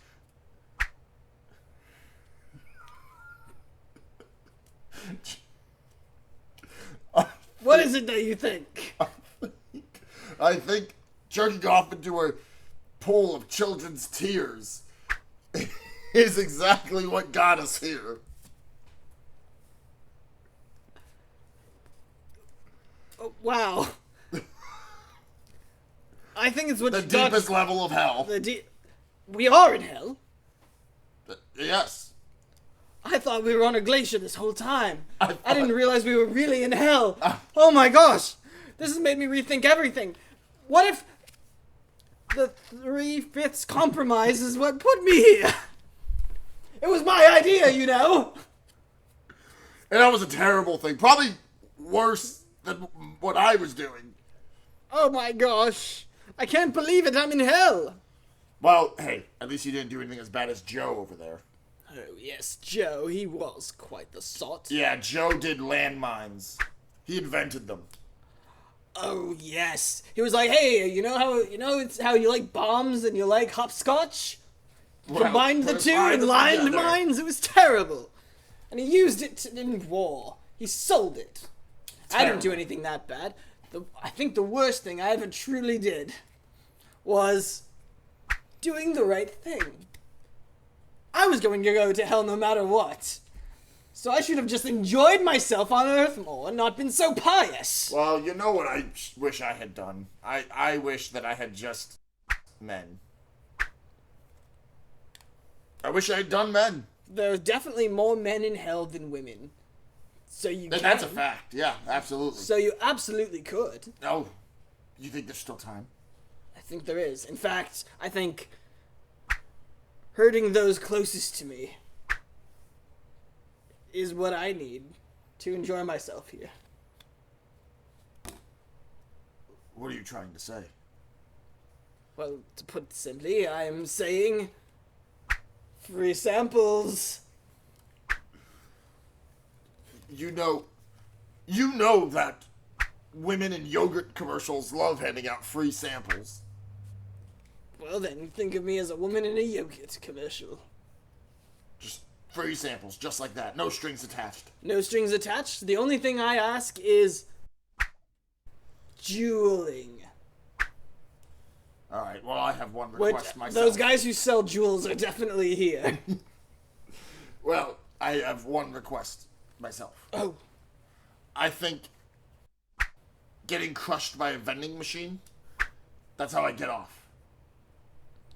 Well, fortunately, there is a vending machine here in hell.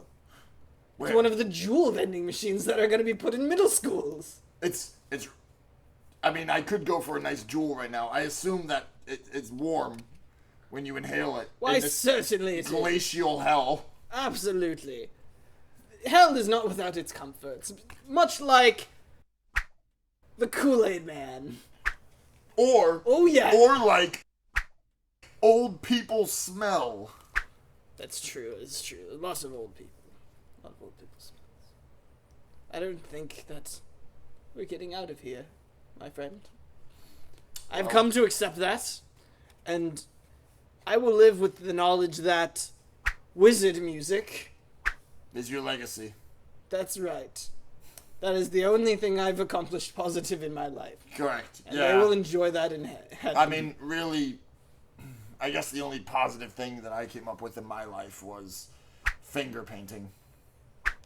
It was impressive when you thought of that way back in the caveman times. Yes. And I came up with the 3/5 compromise, so you lived a little too long.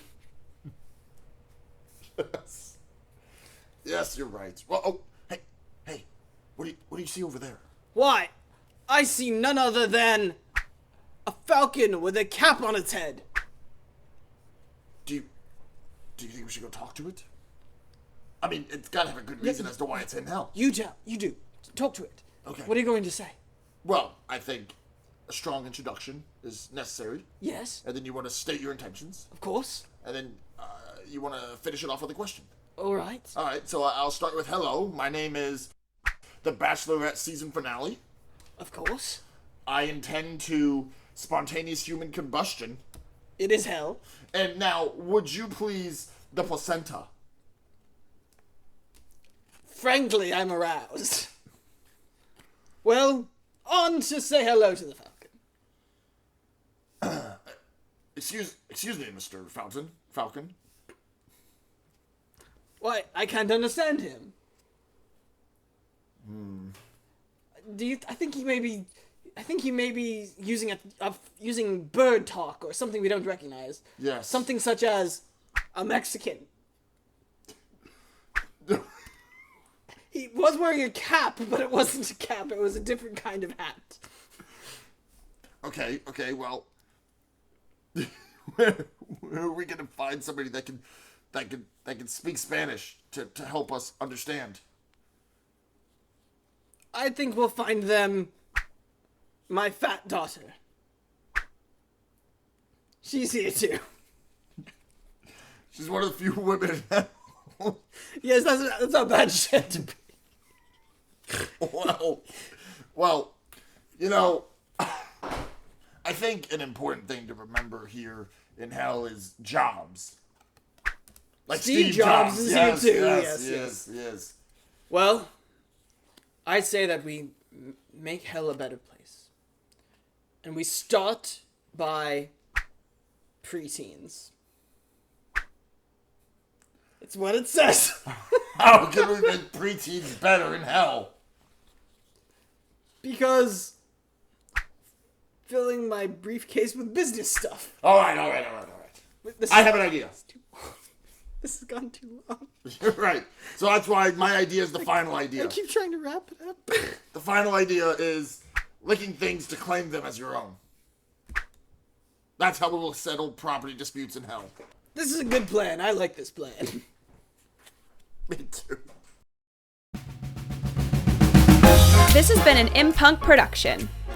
Sound effects from freesound.org. Music from pixabay.com. More information and licenses in the episode notes.